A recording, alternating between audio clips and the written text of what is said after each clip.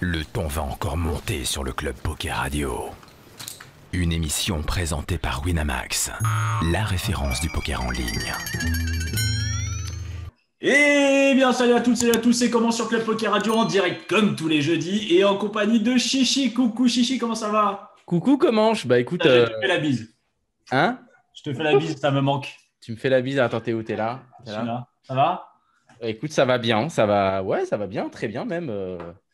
Une bonne petite semaine. Voilà. Ma foi, à la maison. On se prépare pour le prochain confinement. On est bien. Voilà. On s'échauffe tranquillement. Non, c'est cool. Les tables sont bonnes. On est en janvier. Écoute, tout va bien. Eh ben, c'est super. Cette semaine, nous avons le plaisir de recevoir la team dans le turfu avec. Ouais. Je le masse. Mon petit Bazou, coucou Bazou, ça va? Coucou Nico, bah ouais, très bien, en pleine forme. Merci content d'être là. Merci beaucoup d'être avec nous. Cette fois, la team s'est off. Elle se crée déjà. La dernière fois, tu étais qu'avec l'abbé Pierre. Et là, tu as pris 2-3 personnes en plus. J'arrive pas trop de nouvelles. En fait. T'es passé d'une meute de 1 loup à une meute de 3 loups. Bah, on était tout le chat aussi. Il y avait des gens qui faisaient des dons en plus de moi quand même. On était déjà. J'espère qu'ils seront là à faire des dons ce soir. Nous, sera tout reversé à la fondation. On va trouver. Comment chez Chichi, la fondation Comment chez Chichi. Vous pouvez envoyer vos dons. Et j'ai mis mon adresse Ledger dans le chat. C'est ça. Alors, avec toi, ce soir, nous avons le plaisir d'avoir Slimane. Coucou Slimane. Salut Nico. Est-ce que tu vas t'avancer à chaque fois? Ou alors, est-ce que tu veux saluer comme ça? C'est ça. Quand on est avec Bazou, on est comme ça, toute la journée, ils sont là. Ok, dans le turfu. Avec toi, il y a aussi Anne-Julie. Bonsoir Anne-Julie. Salut à tous. Ça va? Bonsoir. Bah ouais, ça va, nickel. Super contente d'être là et c'est une première pour moi, donc c'est cool. Plaisir partagé, écoute. On va faire un petit peu votre connaissance. Bazou, tu as ramené toute ta team. Donc, quand je disais que la team s'est étoffée, ça fait combien de temps que vous êtes ensemble les trois? Alors, j'ai pas ramené toute la team. Il manque encore du monde. Vous êtes combien? On est. Alors, pour expliquer un petit peu d'où ça part, Slimane, je le connais depuis bien longtemps, mais je pense que je lui laisserai raconter un petit peu. Mais on se connaît depuis bien longtemps, puis je le coach vraiment depuis 6 mois. Okay. Et ça fait quand même quasiment 6 mois aussi que tu streams, non, je crois? Ouais, à peu près. Donc là, tu es passé de la NL10 à la NL 100K, a priori, vu que. Hein ouais, à peu près. Non. Je joue en MTT surtout. Et, Bazou coach en MTT, quoi. Un jour, si j'avais cru entendre ça. Il fait plus que du MTT maintenant, Bazou. C'est là où tu sens que les temps changent. Ouais, non, mais les temps changent, franchement. Et puis Anne-Julie, on a commencé à travailler ensemble pendant le premier confinement, en fait. On a un ami en commun et elle m'a proposé de me coacher, en fait, pendant le premier confinement. Et ensuite, je me suis dit, ça pourrait être pas mal pour Slimane, pour son mindset. En fait, je m'occupais un peu du mindset de Slimane, mais bon, c'est pas mon main, je suis pas coach mental. T'es pas formé à ça, quoi. Bon, après, j'ai fait des formations. J'ai fait des formations de thérapeute, donc je sais écouter, quoi. Mais il y a plein d'outils que j'ai pas et c'est pas mon centre d'intérêt numéro 1. Donc forcément, il y a des gens qui le font mieux que moi.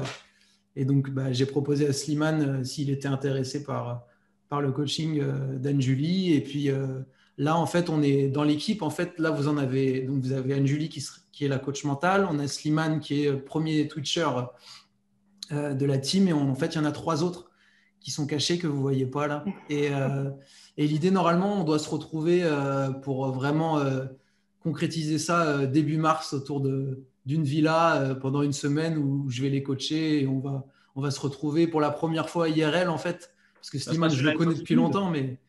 Comment? Ça sera sur Énergie 12 dans une villa. Comment ça va se passer?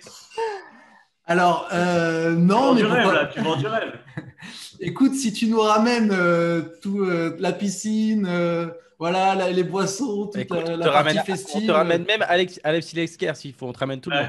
Après, et son bouquin. Il y a moyen de faire des trucs, hein. Il y a moyen de faire des vlogs et tout, hein, les gars. Ouais, on y pense à faire un petit peu de contenu, ouais, probablement. Mais pour l'instant, le but principal, c'est déjà se retrouver. Je laisserai Slimane un petit peu aussi parler de l'équipe parce qu'il la connaît encore mieux que moi presque. Slimane, déjà, avant de me parler de l'équipe, présente-toi un petit peu, parle-nous de toi. Donc tu dis ça fait 6 mois que tu es coaché par Bazou, tu joues au poker depuis combien de temps? 6 mois. Non, ça fait un peu plus longtemps que je joue au poker. Après, j'ai commencé comme amateur, quoi. C'était plus une passion pour moi. Et puis j'ai décidé de m'y mettre sérieusement, on va dire, il y a à peu près 1 an et demi. Je passais par un passage un peu fou. Où j'ai voulu peut-être monter un peu trop vite et je me suis un peu ramassé. Derrière, il y a le père Bazou qui m'a ramassé. Ah, attends, ça se passe Et comment? Ça se passe comment? Aller trop vite, t'étais en tournoi aussi, toujours? ouais, en MTT, ouais. En MTT, et jouer du cash game live aussi à côté. Ok. Et, Genre, en et gros, ouais, t'avais aucun BRM, quoi, c'est ça? j'avais aucun BRM, ça, j'allais buy des tournois un peu chers en live, j'ai joué des parties un peu chères aussi. Ah, mais c'est pour ça que Et t'es pote avec Bazou, en fait. Tu faisais des bazous, quoi. ouais, je faisais clairement des bazous, ouais. Et bon, voilà, après, derrière ça, j'ai dû remonter from scratch, on va dire. Et Bazou m'a accompagné à partir de là. Bah, il connaît ça. Hein. Il y a de l'expérience là. Il y a de l'expérience. Pour l'instant, tout ce que tu dis, pour il y a de l'expérience. Ah, il Enfin, t'a dit, mets 500, va en short descendre, track. remonter. Mets 500, va en short track. Après, comme ça, dans 5 heures, t'as 20 000 Mhm. et t'as une bankroll. Ah, Bah, non, non, justement, je pense qu'à ce niveau-là, voilà, il a essayé justement de me remettre dans un chemin un peu plus juste par rapport au jeu, de mieux gérer ma bankroll, de faire attention à plein d'autres trucs. Et ça m'a. Du coup, là, aujourd'hui, je suis content ouais, de ce que j'ai pu faire en 6 mois. Et puis, j'espère que ça. Maintenant, on va essayer de passer le relais aux autres qui arrivent dans la team. Quand tu dis content de t'as fait en 6 mois, ce que tu as fait en 6 mois, qu'est-ce que c'est un petit peu de ce chemin et jusqu'où tu es arrivé? De monter en. Je suis Dis-le si parti. elle te fait chier, ma question. Hein. Non, non, je suis parti des tournois à Allez, 2 Boyka. euros. En gros, je suis parti des tournois à 2 euros pour monter. Là, je suis bien installé sur les 50 et avec des petits shots de temps en temps. C'est pas trop dur au début comme ça, quand on a un peu un esprit fiutard, qu'on a déjà joué des tournois assez chers, de se mettre sur les 2 euros. Bah, c'est dur ouais, pour son ego de se dire bah, je recommence de là. Mais ouais, c'est dur. Mais après, quand tu te mets dans une autre mentalité, tu te fixes des objectifs et tout ça, enfin, tu sais pourquoi tu le fais. Donc, ça aide. Du coup, Anjali, toi, comment t'es arrivé un petit peu dans cette team Dans la team, c'est Bazou qui est venu me proposer si ça m'intéressait de coacher la team. Donc, de commencer effectivement d'abord avec Slimane, parce que Slimane, effectivement, il twitchait déjà. Et puis, la team n'était pas encore faite quand Bazou est venu me demander au mois de décembre si ça m'intéressait. Donc, il m'a parlé de son projet. Moi, ça m'a fait kiffer. De toute façon, tout ce qui est nouveau, et si c'est avec des personnes avec qui il y a des valeurs un peu communes, tout ça, ça me parle. Donc là, quand Bazou est venu me présenter le projet, d'une part de coacher une team, c'était quelque chose de nouveau pour moi, donc forcément ça m'intéresse. Et puis de faire un premier jet avec Slimane pour l'accompagner dans ses objectifs sur l'année 2021 par exemple. Ça c'est pareil. Donc en gros, c'est Bazou, pour répondre à ta question, c'est Bazou qui est venu me présenter son projet et me demander si je voulais faire partie de la team. Alors, comment tu l'as rencontré, Bazou? Parce que du coup, t'es pas du tout dans le poker à la base, ou un peu, ou... Si, moi je joue depuis 10 ans. Donc, comme Bazou l'a dit, on a un ami en commun que je connais depuis 10 ans. Donc, C'est qui cet ami en commun? C'est qui? Ah, il n'y a pas de Oh. révélation. Il n'y a pas de révélation. En général, quand on pose cette question, c'est qui? Peu importe la question, c'est qui le coach, c'est qui le joueur, les gens ne veulent pas nous En dire. plus, généralement, quand on nous le dit, enfin, nous, on le répète jamais. Donc, Ouais, franchement, c'est bon. pas notre genre. Du tout. Donc, l'ami en commun vous a mis en contact? Pas du tout. Non, pas du tout. C'est juste... Ok, c'était juste pour placer l'ami en commun. Ok, d'accord. Non, mais c'est juste que voilà, on s'est croisé avec Bazou, ne serait-ce que sur le circuit à Deauville, voilà. Et donc c'est moi qui suis allée le chercher quand j'ai commencé à bifurquer moi professionnellement sur coacher les joueurs de poker. J'ai vu Bazou streamer sur Twitch. Ça m'a intéressé son approche, la manière dont il communiquait. Le fait aussi que Bazou avait déjà un bagage mentalement au niveau du mindset. Voilà, donc du coup, il y a eu quelque chose. J'ai ressenti le fait qu'il fallait que j'aille lui parler et que j'aille lui dire, écoute, j'ai envie de travailler avec toi, j'ai envie de savoir si ça t'intéresserait que je te coach. Je suis arrivée au bon moment, d'après ce que Bazou m'avait dit, puisque voilà, il a été d'accord, c'était quelque chose dont il avait besoin à ce moment-là. Et donc, c'est comme ça que ça a démarré. Il y a quasiment, c'était en mars l'année dernière, je crois. Donc, voilà, il y a plusieurs mois maintenant, quoi. Donc, ça a commencé comme ça. Alors, on a une question dans le chat de Bubble Bubble qui nous dit qu'as-tu fait comme parcours en termes d'études pour arriver à être coach mental? C'est la première chose. Et moi, je vais prolonger la question. Et du coup, qu'est-ce qui t'a amené, parce que là, tu parles de Bazou, mais à te dire, je vais coacher dans le milieu du poker parce que là, on est sur une émission de poker, mais le poker, ça reste quand même un milieu de niche. Est-ce que c'est pas un peu se tirer une balle? Enfin, pas tirer une balle, mais en gros, tu as beaucoup moins quand même de clients par rapport à d'autres marchés que le poker. Ouais, alors il y a plusieurs réponses dans cette question, parce qu'il y a plusieurs demandes. Alors, le parcours pour commencer. Le parcours, du coup, moi, j'ai commencé à la base. Moi, le poker, c'est une passion depuis 10 ans. Hein, donc, je connais très, très bien le milieu. C'est un milieu déjà que je connais très bien, mais c'est une passion avant tout. Ensuite, il y a eu l'hypnose. J'ai découvert l'hypnose en 2017 et ça a été, je vais dire, une révélation. Mais en fin de compte, le jour où j'ai découvert l'hypnose et l'hypnose thérapeutique surtout, j'ai passé toute la journée, j'ai passé 5 heures sur mon ordinateur à faire des recherches, etc., à découvrir qu'il y avait un métier, si on peut dire, le métier d'hypnothérapeute. Et je me suis dit, waouh, c'est ça que je veux faire, c'est ça que je vais faire. Donc, du coup, j'ai commencé à me former en autodidacte à l'hypnose. Quand tu découvres l'hypnose, excuse-moi, je te coupe. Quand tu découvres l'hypnose, c'est parce que c'était pour une application sur toi, tu avais besoin pour quelque chose? Ouais, c'était pour ça? C'était pour des problèmes d'insomnie, moi, à la base. Ok. Ouais. Donc, voilà, je cherchais quelque chose pour moi. J'ai découvert l'hypnose et puis, du coup, j'ai foncé dedans. Je me suis dit, peut-être, comme plein de nouvelles choses qui me branchent, vu que je suis très curieuse, ça va s'estomper. Au bout de quelques semaines, ça va plus m'intéresser. Et en fait, non, j'ai commencé à acheter beaucoup de livres, j'ai commencé à acheter des formations en ligne, donc vraiment à me former en autodidacte déjà à l'hypnose. Donc, ça a été vraiment mon premier coup de cœur. Et à un moment donné, en fait, j'ai laissé passer 1 an, le temps de faire mes recherches pour regarder en France ce qu'il y avait en termes de formation professionnelle pour être formée et pour être certifiée. Et du coup, au bout d'1 an, j'ai décidé de me former professionnellement. Donc, je me suis formée à Caen, en Normandie, avec un coach qui a plus de 20 années d'expérience. Donc, je me suis formée à l'hypnose ericksonienne, à la programmation neurolinguistique et au coaching. Voilà, donc ça déjà, j'ai fait cette première formation. Et donc, pendant 1 an, j'ai fait que des thérapies brèves, en gros. Donc, un mix entre thérapie brève et coaching. Et donc, sur tous les sujets. Tu vois, tu me parlais de niche tout à l'heure. Donc, avant, je n'avais vraiment pas de niche, justement. C'était vraiment tous les sujets. Et c'était surtout pour aller voir ce qui m'inspirait le plus, tu vois. Donc, j'ai coaché des gens en burn-out, en jalousie excessive, en angoisse. Voilà, vraiment beaucoup de choses, en perte de poids, enfin bref.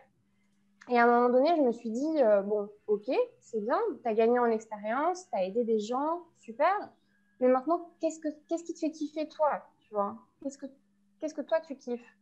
Et en fait, il y avait un petit peu 2 voies qui me branchaient. C'était soit coacher des gens sur tout ce qui est les relations humaines, mais plus les relations de couple, ou les personnes qui sont en dépendance affective, ou les personnes qui rencontrent toujours les mêmes schémas de relations amoureuses.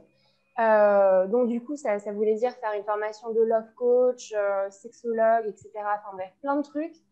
Et puis, à un moment donné, je me suis dit, mais en fait, moi, le kiff de ma vie, c'est le poker.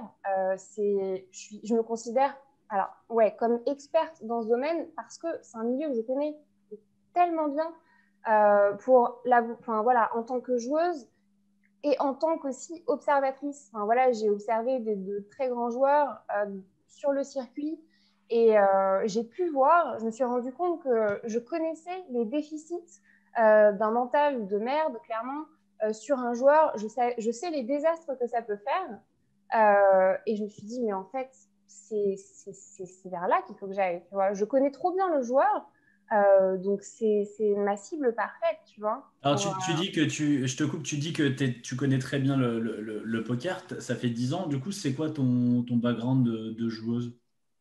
Ah, de joueuse. Alors, bon, il faut savoir que le fait que je sois joueuse, ça n'a rien à voir avec mes compétences en tant que coach. Mais mon background, c'est juste des petits Je vais pas te tournois. demander ton Sharkscope. Bon, Ah non, attention, mais il y a quand même une après, partie si technique tu à la vas fin. sur Sharkscope, ouais, il y a quelques lignes. Mais on a regardé, tu as un plus gros Sharkscope que Comanche. Voilà. Non, Endon Mob. Eden Mob, pardon. Oh, bah, Sharkscope, c'est Mob. pareil, ça va pas être dur. Hein. Ah bon? Détrompe-toi, mon coco. T'as quoi? T'as 1000 balles, 2000? Ah, détrompe-toi, mon coco. Ah ouais? Ah, il y a 5 chiffres quand même. Ouais, bah J'ai non, quand même parce fait que une dizaine de tournois dans ma vie. t'as changé 15 000 pseudos. Ah, bien sûr. Enfin, bon. En tant que joueuse, j'ai fait des tournois, des petits tournois, des petits side events, des deuxièmes sur un Win the Button à Prague. Enfin voilà, des petits trucs comme ça, tu vois. Mais moi, c'est pas mon taf de jouer. Non, mais je suis pas en train de te demander. Donc après, par contre, niveau je te demande bagage pas technique, en fait, niveau on peut être légitime en tant que, enfin, juste de ton expérience de joueuse. En fait, c'est ça que je te demande, c'est quoi ton background si tu jouais relativement souvent, tout ça. En fait, au final, quand tu es coach mental, limite, en fait, que tu sois gagnant ou perdant au poker, en fait, on s'en fout. Ah oui, bien sûr, Tu c'est ce pourrais que être je disais. Ouais, c'est pas... très mauvaise joueuse et très bon coach mental, tu vois. Bon, C'est même ce quand que t'es je coach disais, c'est technique, pas la question. Mais il y a eu des périodes où j'ai joué vraiment beaucoup. Et là, c'est vrai que maintenant, ça fait quelques années que je ne joue pas. Mais il y a le contexte actuel aussi. Tu vois, mon dernier tournoi live, il remonte à Namur il y a bientôt 1 an, quoi. Donc, voilà. Donc, aujourd'hui, c'est surtout que j'ai tellement à faire avec mon business que de toute façon, le poker online, voilà, je fais quelques sessions, tu vois, de temps en temps, peut-être 1 ou 2 fois par semaine. Mais c'est vraiment juste pour le kiff, tu vois, en matant une série à côté, mais parce que ça n'a pas d'importance pour moi, tu vois. C'est juste un moment de plaisir. Voilà. Ouais, c'est vraiment du kiff. Et juste pour finir par rapport à mon parcours, parce que du coup, j'ai pas que ce bagage hypnose, coaching, voilà. À partir du moment où j'ai décidé de coacher que les joueurs de poker, j'ai commencé à m'intéresser beaucoup plus à la préparation mentale. Et donc, du coup, maintenant, j'ai une formation de préparatrice mentale et de coaching en excellence, performance et réussite, puisque je suis formée aujourd'hui par Olivier Madelrieux. Donc, Olivier Madelrieux, c'est un coach qui a coaché plus de 400 sportifs dans sa vie. Enfin, moi, c'est mon mentor perso. Mais voilà, c'est un peu la crème des coachs en France pour moi. Donc, voilà, par rapport à mon parcours. Ok. Toi, Bazou, comment ça s'est passé ce coaching mental? Parce que c'est vrai qu'on en parle depuis super longtemps. Enfin, à chaque fois qu'on s'est vu, on a quand même beaucoup parlé du mental. C'est quand même un milieu que tu connais bien. La méditation, c'est quelque chose que tu pratiques depuis très longtemps. Qu'est-ce qui te manquait? De quoi tu avais besoin pour faire appel à un coach? Moi, le coaching mental, je pense que c'est ce qui m'a manqué dans ma carrière globalement, ou même l'accompagnement que je propose là avec l'équipe, ce que je suis en train de mettre en place, c'est un peu ce qui m'a manqué moi. Donc, j'ai envie de transmettre ça à des jeunes joueurs ou des débuts de carrière en tout cas. C'est pour ça que je construis l'équipe. Quand on a commencé avec Anne-Julie, moi, j'étais en train de streamer tous les soirs. Et donc, j'étais aussi dans un début de Twitch. En fait, je commençais à peine de Twitch. Et je pense que c'est surtout dans la motivation en fait que j'ai pu aligner des choses. Et après, ce qui m'a beaucoup aidé finalement, en fait, c'était l'hypnose. Surtout que c'était un moment quand même pas facile à vivre finalement. C'était le confinement, etc. Moi, j'étais tout seul à streamer. Ça m'a beaucoup aidé pendant le confinement de streamer. J'oubliais complètement que c'était le confinement, quoi. Je streamais 6-7 heures par soir. Il y avait de plus en plus de gens. Je recevais des messages. Ouais, tu as des interactions en fait au final avec des gens. Ouais, tu parles en fait, donc ton énergie ça circule, tu discutes, ta journée elle est faite quoi. Donc il y a des gens qui font vraiment ça tous les soirs et qui streament et qui sont contents. Donc pour le coup, j'ai pas trop vu le premier confinement passer et du coup c'était vraiment je pense l'hypnose déjà me ressourçait beaucoup. Et puis en termes de motivation pour le coup. Après c'est vrai que j'ai développé un peu comment dire, une philosophie de jeu qui fait que normalement, quand je suis au clair avec mes motivations et que je prends du plaisir et que je suis dans une bonne gestion, après le reste, j'ai trop fait en fait pour ne pas savoir faire, quoi. Donc l'idée, c'était vraiment d'être aligné l'alignement, je dirais. Comme ça, Donc, l'alignement, c'est-à-dire l'alignement de toi, de tes objectifs, d'être en, c'est pas être en accord un peu avec. Bah, en fait, c'est comme si tu lançais, je sais pas, le gars qui lance le couteau. Juste la partie à la fin, c'est juste la main qui lâche. Mais avant de lâcher la main, il y a tout le positionnement, la structure qui peut être bah, ton enracinement, si tu as bien mangé la veille, si tu as bien dormi, si tu as eu un coaching, si tu sais pourquoi tu vas le faire, tu as ton objectif au bout. Et juste la partie de poker, en fait, c'est juste le dernier geste. Mais c'est comme un mec qui a tiré 20 000 pénaltys pendant la saison. Il réfléchit plus à comment tirer son penalty, quoi. Il sait faire. Alors, pour les C'est couteaux, je vraiment de- contacterai un pote à moi qui est vice-champion d'Europe de lancer de couteau. C'est pas une vanne. Ok, ça peut être intéressant. Je suis sûr Non, qu'il non, mais- parlera de philosophie aussi un petit peu. Ouais, non, mais c'est un taré de poker aussi pour le coup, clairement. Non, mais en gros, ouais, moi je le comprends quand tu dis tout s'aligne, c'est en gros c'est objectif, motivation et il y a aussi le moment un petit peu qu'on a toujours un peu du mal à expliquer. Et c'est ce qu'on essaye à mettre en place quand on bosse notre mental. C'est un peu être dans la zone, quoi. C'est quand tu sens que techniquement tu es là, tu es présent, tu es focus sur tout ce qui se passe à la table et mentalement enfin, je sais pas, Alors, quand justement, tu lances le flip, tu réfléchis même pas au résultat, quoi. Tu as le flip C'est et ça. il passe pas, ça change rien à ta session, tu passes à la main d'après tout de suite, quoi. Justement, Ouais. ce dont tu parles là, Chichi, c'est un peu ce qu'on appelle le flow. Hein, je sais pas si et il y a une Ouais. question sur Twitch pour toi, Anjuli, c'est tac, tac, tac. Est-ce que tu comparerais l'hypnothérapie à une mise en condition du flow? Non. Voilà. Merci. Et voilà, flat pet poker. Et voilà, mais il faut savoir être clair, net. Non, mais des fois, sinon- c'est bon, quoi, je veux dire. Non, voilà. Ok. Alors, je vais continuer. Développe. Vas-y, Non, tu disons que l'hypnose, ça va pas, ça va. En fait, tu vas pouvoir faire un ancrage avec l'hypnose pour amener l'état de flow, mais en fait, ça va être un ancrage de ressources, par exemple. Mais le flow, c'est hyper complexe. Avant, tu peux être en état du flow sans avoir compris comment tu l'étais, pourquoi tu l'étais, tu vois. Et donc, par exemple, c'est souvent ça que je vais faire avec les joueurs. Déjà, pour qu'ils comprennent c'est quoi leur état de flow, c'est d'aller rechercher une victoire, par exemple, d'avoir gagné un tournoi et de me raconter, tu vois, de se replonger dans ce souvenir et de me dire comment ça s'est passé. Donc là, par exemple, ouais, je vais utiliser l'hypnose pour replonger la personne dans ce souvenir et pour qu'elle le revive et qu'elle comprenne ça a été quoi les ingrédients de cette performance, en fait. Mais parfois, pour les joueurs, ça a été c'était une soirée complètement normale, tout a été fluide, c'est passé, voilà, c'est comme c'est passé crème, quoi. Et donc là, il faut savoir qu'est-ce qui s'est passé. Est-ce que son environnement était idéal? Est-ce que dans sa vie extérieure, tout était OK, tu vois? Il n'y avait pas d'interférence, il n'y avait pas de blocage. Tu vois, c'est tout ça qu'il faut aller chercher. Donc, l'état de flow, c'est hyper complexe, en fait. Donc, l'hypnose, ça peut être un ingrédient, mais tu peux très bien être en état de flow sans avoir...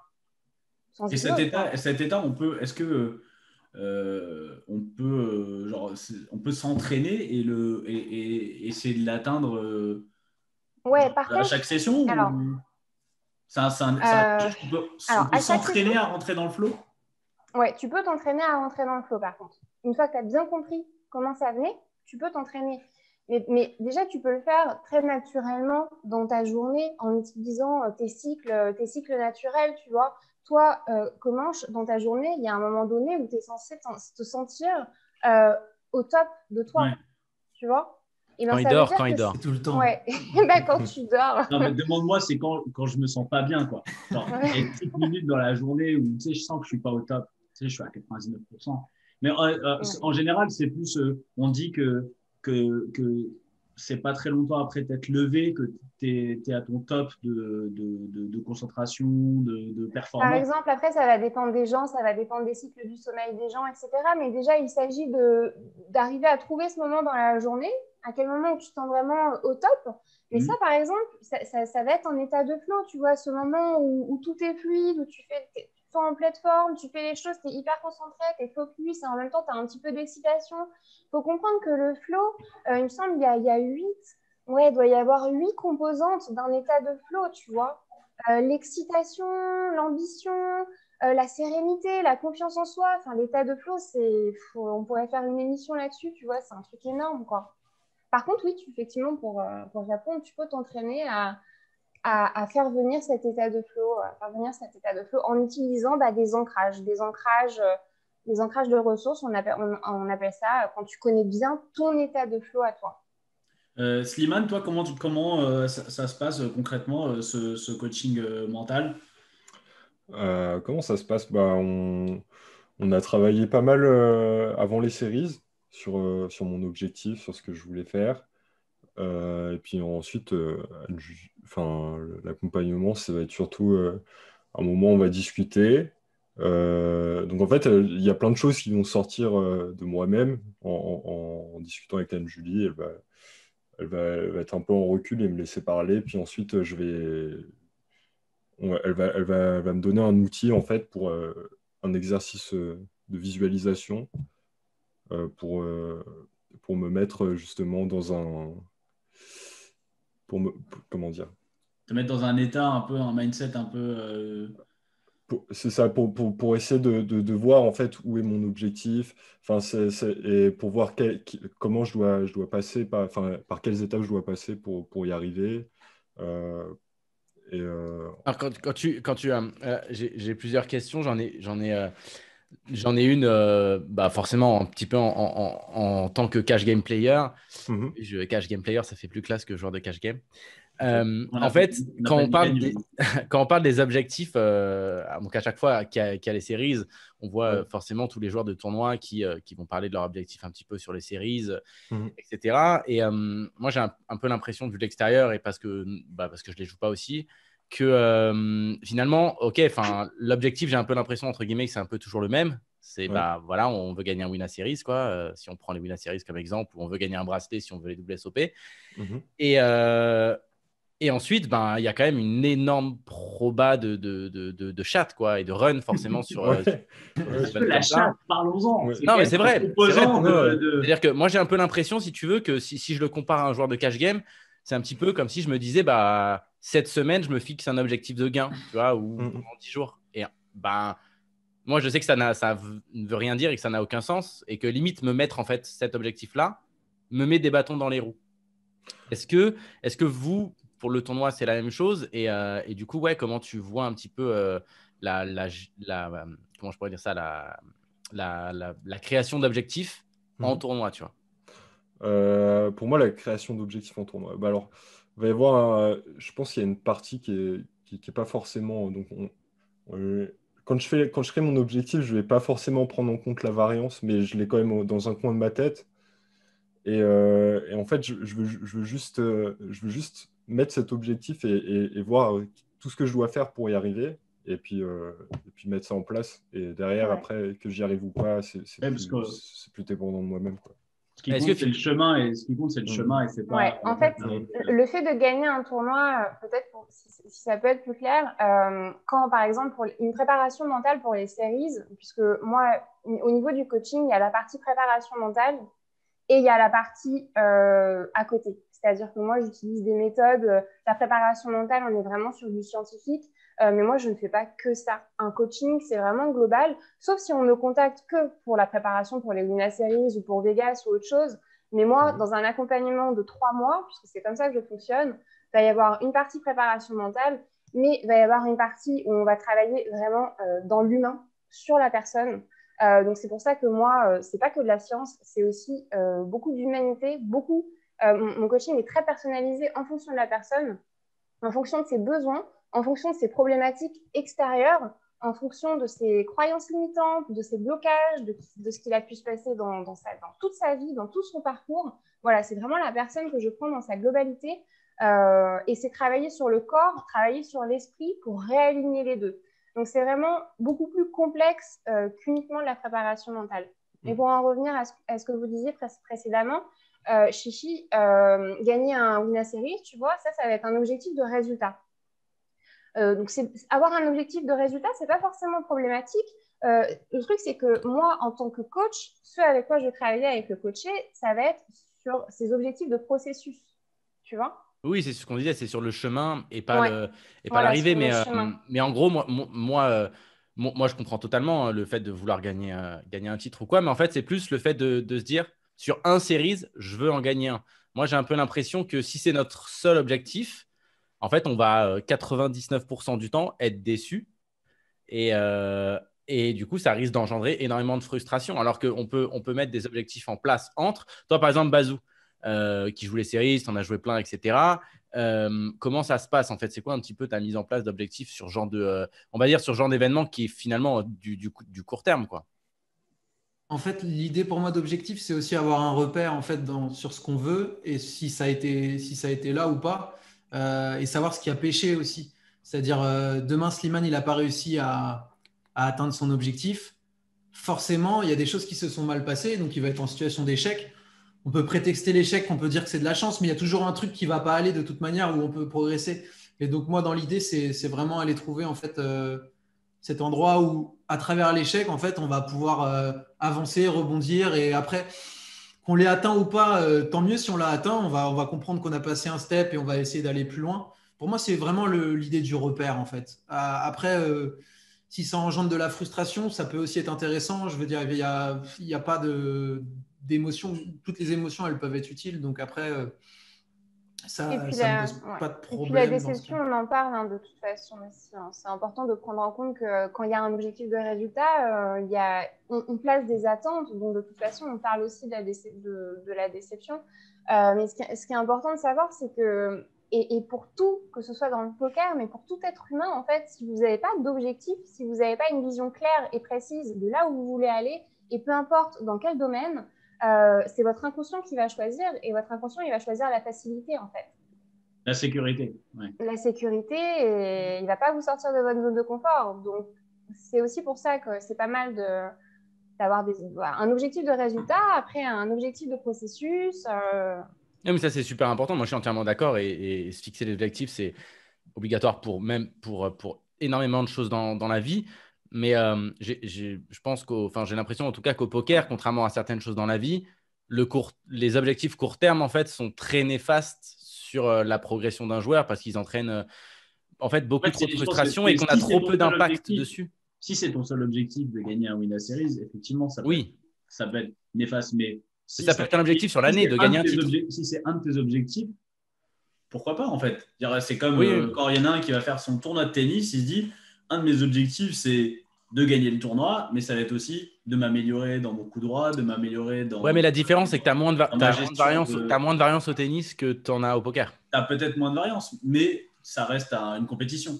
Et dans toute compétition, je pense que se fixer l'objectif de gagner, c'est pas forcément une. Tu vois? Non, mais pour moi, il faut absolument avoir un objectif de gagner. Enfin, de toute façon, tu le vois, hein, si tu prends n'importe quel champion, n'importe quel top player de n'importe quelle discipline, et dans le poker aussi, il va toujours te dire qu'il a envie de gagner tous les tournois qu'il joue. Pas forcément. Moi, j'ai des coachés. Ah ouais? Ouais, j'ai des coachés. Quand on parle préparation mentale pour les séries, leur objectif, alors j'en ai, c'est en gagner 3. mais j'ai des coachés, moi je veux donner le meilleur de moi-même et je serai satisfait si j'ai donné le meilleur de moi-même, tu vois. Ouais, mais je pense que les top players, enfin vraiment, moi je parle de top monde, des mecs par exemple comme Adrien Mathéos ou quoi, quand ils s'inscrivent à un tournoi, dans leur tête, ils s'assoient, ils veulent le gagner. Après, ils savent très bien que ça va arriver très très rarement. Mais j'ai du mal à me dire, enfin, moi, le premier, je joue un tournoi dans ma tête. Moi, la visualisation, là-dessus, je suis très fort. Hein. Une fois que j'ai buy-in, je me vois gagner. Ah bon? Moi, quand j'ai buy-in, je n'ai qu'une envie, c'est de buster. C'est de buster, toi. De cet enfer de tournoi, quoi. Non, mais pour moi, c'est ça qui est important. Et c'est aussi la difficulté de ce genre de processus. C'est que, en fait, ça paraît évident et très simple. Mais en fait, il y a un vrai travail derrière. Et c'est pour ça qu'on a besoin d'accompagnement quand on n'a pas. Quand on ne l'a pas fait, parce que le faire tout seul, ça peut être un piège, en fait. Moi, en accompagnement, là, on parle des séries parce que ça vient de passer, mais de toute façon, la vision, elle va beaucoup plus loin, en général, que juste, là, les séries ou gagner un série, tu vois. Ça va beaucoup plus loin que ça. La vision, elle est beaucoup plus à long terme qu'à court terme, tu vois. Mais c'est des processus. Tu vois, moi ce que j'apprends, ce que j'essaye de transmettre, c'est que c'est bien d'avoir, tu vois, des objectifs, donc avoir des objectifs à court terme, donc très court terme, même par exemple 15 jours, 1 mois, ça va engendrer la motivation. Avoir des objectifs à 3 mois, ça va engendrer l'ambition. avoir des objectifs à 6 mois, ça va être la productivité. Avoir des objectifs à long terme, ça va être le but, tu vois, la cible. Ça va être ce qui va respecter tes buts de vie, tes valeurs, etc. Tu vois, moi, je travaille beaucoup sur les valeurs.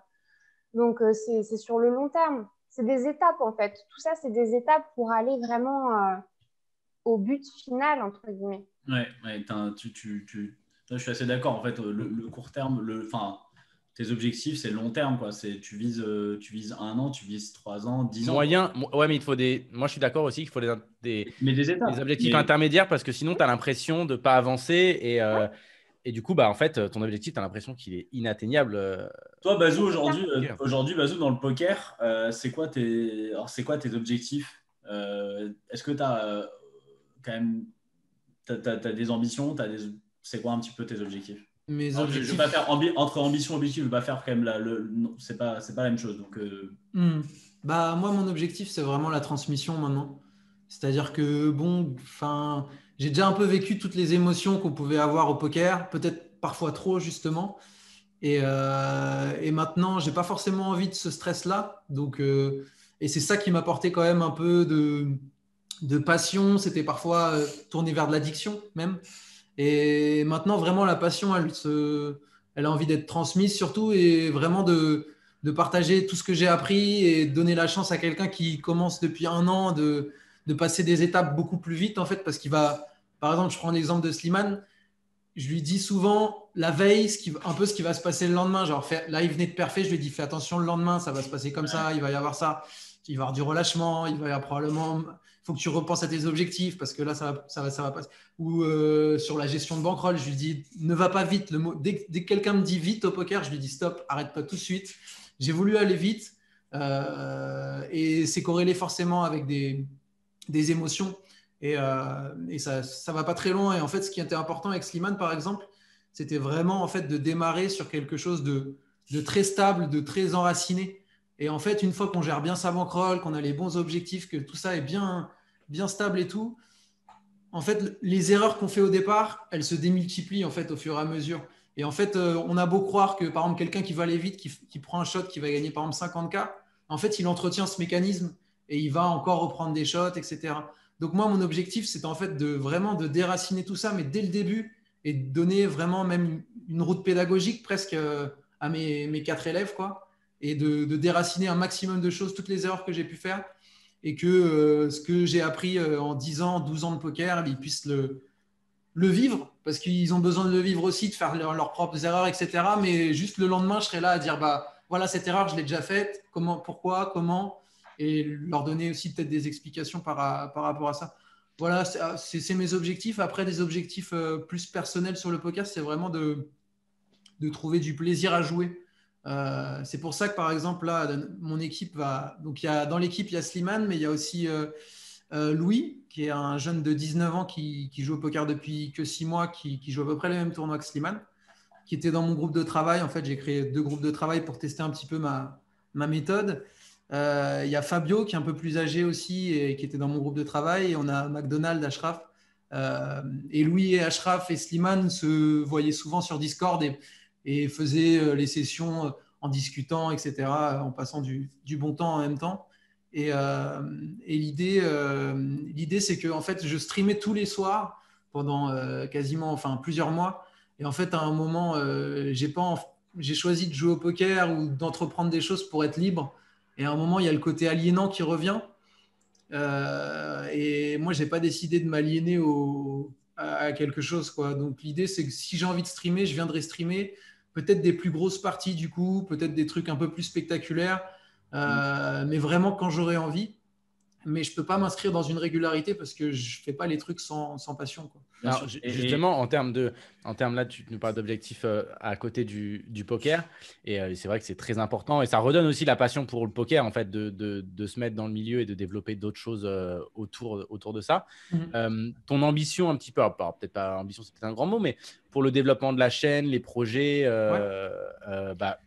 tu l'as dit, hein, tu as démarré globalement avec le premier confinement, notamment avec la Fondation Abbé Pierre. D'ailleurs, la fondation, tu les as contactés au début? Ça s'est passé comment? Enfin, genre, où tu as lancé le truc et... Non, je les ai prévenus quand même. Je les ai prévenus. Je leur ai demandé si c'était OK. Bah, ils étaient évidemment contents. Ils ne s'attendaient pas à autant de dons, je pense. Mais ouais, j'avais contacté le service. Je crois qu'ils ont un service marketing. Ils ont fait beaucoup de publicité, entre guillemets, pendant le premier confinement, des spots dans le métro. Blanche Gardin aussi a soutenu la Fondation Abbé Pierre par des messages, par des posts Instagram, etc. Et c'est la première fois qu'ils faisaient une campagne en fait, de dons, de récolte de dons, parce que normalement, ils n'ont pas besoin de cette récolte-là. Ils arrivent avec des mécènes ou avec les donneurs réguliers, puis les besoins qui sont toujours croissants, parce qu'il y a de plus en plus de sans-abri, mais ils arrivaient à gérer, mais là, c'était trop, en fait. Donc on arrivait aussi au bon moment avec plein d'autres gens, évidemment. C'est pas grand-chose qu'on a fait par rapport à d'autres, mais on l'a fait et peut-être que ça a donné des idées à d'autres, donc ça c'était plutôt cool. Par rapport aux ambitions de la chaîne, l'idée, en fait, c'est que mes 4 élèves, en fait, vont streamer 4 soirs par semaine, donc on aura une régularité. Moi, je viendrai sûrement le dimanche ou sûrement quand j'en ai envie, mais je viendrai régulièrement streamer du contenu à forte valeur ajoutée par rapport à ce qui peut se faire régulièrement sur Twitch. Donc, c'est vrai que les tournois, ça prend 6 heures de temps, c'est ce qui est le plus intéressant sur Twitch parce que ça raconte une histoire, etc. Mais par contre, si je viens une fois de temps en temps et que je stream les parties que je jouais par exemple l'an passé, un Ice Tex Cash Game, des expressos à 500 €. Ça marche aussi. Ça peut marcher aussi sur une durée de toute façon, les gros montants à côté, comme tu le dis, c'est sûr que t'as pas l'histoire des tournois, mais les gros montants, ça fait vibrer. Ouais. Et d'ailleurs, t'en es où le cash game? Tu joues un peu encore ou pas du tout? J'ai joué un peu en short track, mais je commence à avoir des résultats assez moyens en short track. J'ai retesté là, mais vite fait en petite limite cet après-midi du cash game, mais ça faisait quasiment plus 1 an et demi que j'avais pas joué en cash game. Et j'ai trouvé pas mal de plaisir, mais j'ai vraiment joué pas cher. Tu as fait quoi? NL50 Ouais, j'ai joué NL50 juste avant de commencer. Là, j'ai joué genre 2-3 tables pour voir. Mais il faudrait que je connais plus les règnes, je connais rien, quoi. Mais j'ai pris juste du plaisir à jouer comme ça. Ça m'a fait marrer. Mais non, le cash game, j'en ai pas joué depuis 1 an et demi.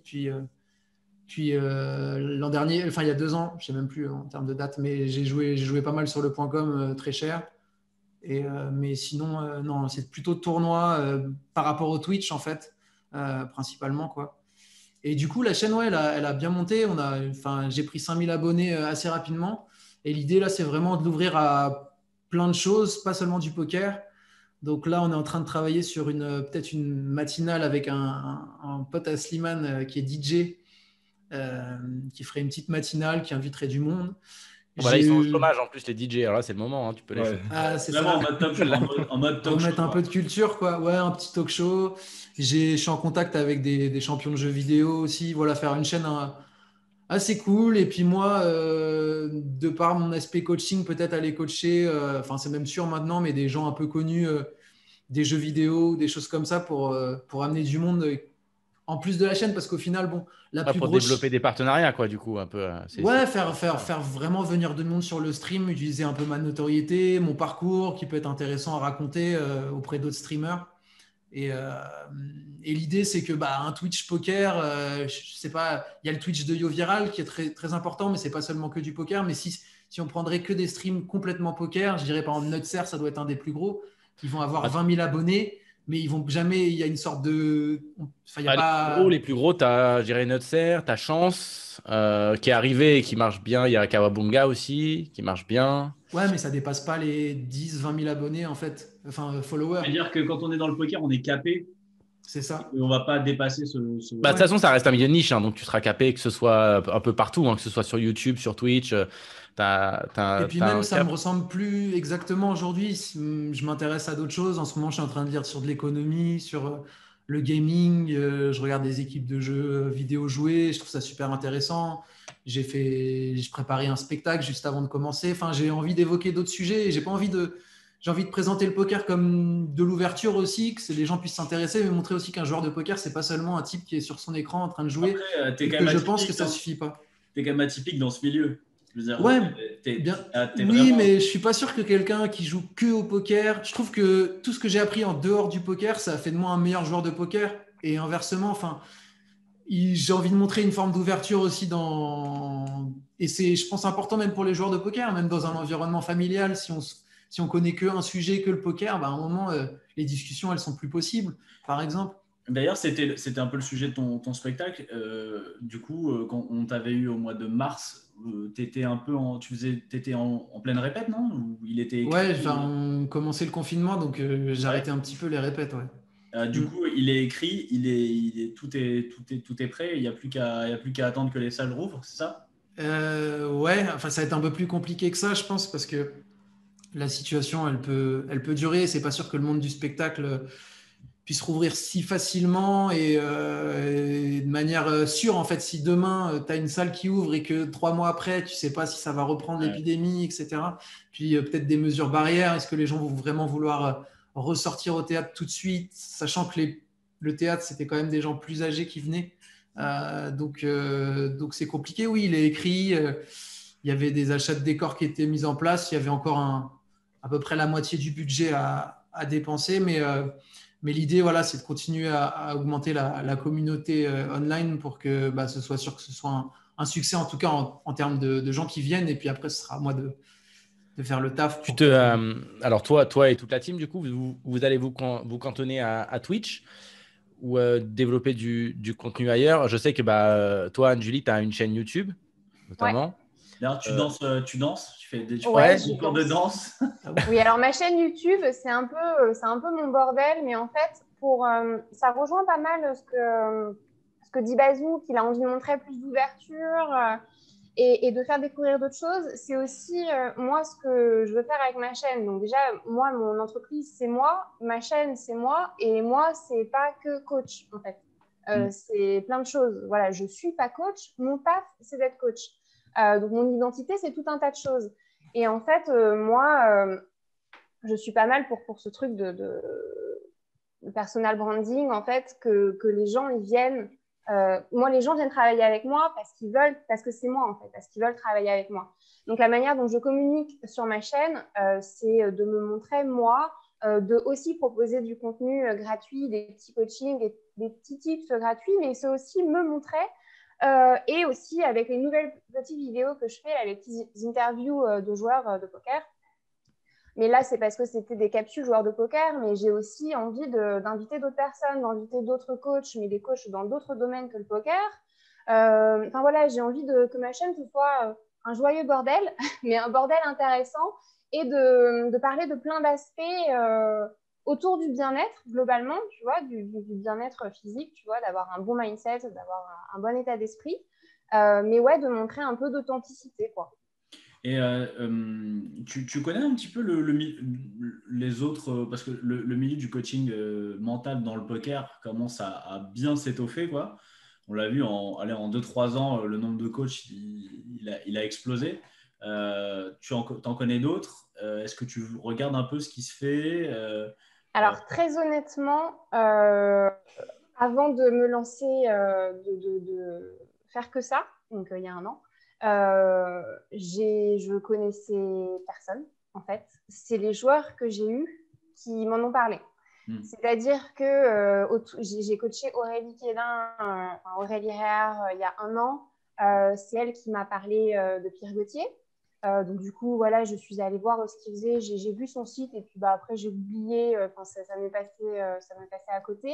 Après, je me souviens que Bazou m'avait parlé de Laurent dans un coaching, qui m'avait dit ah mais tiens, est-ce que tu connais Laurent? Et après d'autres coachés m'en ont parlé. Laurent de PMS? Ouais. Donc du coup, moi, c'est vrai que je connaissais personne. J'ai jamais été voir qui existait, qui était déjà là, ce que les autres faisaient. Donc j'étais au courant de rien et aujourd'hui, je suis personne. Enfin, ça m'intéresse. En fait, Forcément pas... français, hein, ça peut être aussi international. Alors en international, je suis d'autres coachs, mais c'est pas des coachs dans le milieu du poker. Ok. C'est qui un petit peu tout le milieu du coaching, de toute façon, moi, ça m'intéresse. C'est qui un petit peu, du coup, les personnes que tu Est-ce suis que c'est Kane Ramsey? Alors, j'ai fait une formation avec Kane. Ouais. J'ai fait une formation de life On l'a coaching avec vu Kane sur Rising. ton site. On l'a vu sur ton site. Non, moi j'ai fait des investigations. J'ai bossé. On a bossé. Mais je suis plus parce que je me lasse assez vite de certaines choses. Donc maintenant, je ne suis plus sur les réseaux, par exemple. Bon, Olivier Madelrieux reste mon best. Par exemple, Tony Robbins, j'adore. Martin Latulippe. Il y a Esther Taïfé aussi, qui est une coach. Bon, elle est dans Saint-Michel, mais elle dit des choses vraiment intéressantes. Dans un domaine un petit peu plus holistique, il y a Chloé Bloom. Enfin, voilà, je m'intéresse à plein d'aspects du coaching, en fait. Donc, je m'intéresse à mon taf, mais pas à ce que font les autres dans le milieu du poker, puisque que ce soit le poker ou que ce soit autre chose, moi, ma méthode, c'est ma méthode. Donc, ce que font les autres, c'est leur méthode et ça ne m'intéresse pas, en fait. Enfin... Toi, Bazou, qui a été en contact avec, du coup, pas mal pour le coup de coach poker dans le milieu du poker, ou même des joueurs, hein, que des potes à toi qui ont connu d'autres coachs. Parce qu'au final, c'est vrai que là, dans le milieu du coaching, technique, etc., on a vu des tonnes de coachs popés. Dans le milieu du mental, un peu moins. On les connaît à peu près tous, hein, au final. Ce serait quoi un petit peu, tu dirais, la différence que tu as, le fait de bosser avec Anjuli? C'est quoi un peu les... Pas forcément en mieux ou quoi, mais en gros, pour donner un peu sa patte, je l'expliquerai comment. Déjà, c'est une énergie féminine. Il n'y en a pas beaucoup dans le poker. Je trouve ça intéressant d'aller travailler aussi en termes énergétiques. C'est pas la même voix, c'est pas la même écoute, c'est différent. Donc, je trouve ça intéressant déjà pour un joueur. Ensuite, je pense que sa formation, elle est à la base, à mon sens, très humaine. Elle vient pas directement se caler sur le poker. Et donc, elle va prendre justement plus la globalité, je pense, d'un joueur. Et moi, ce qui m'intéresse là-dedans, c'est justement les 4 élèves de l'équipe dans le Turfu. Ce qui me plaît, c'est qu'ils puissent avoir une forme d'équilibre, pas seulement dans le poker. Et le poker, ça transparaîtra derrière.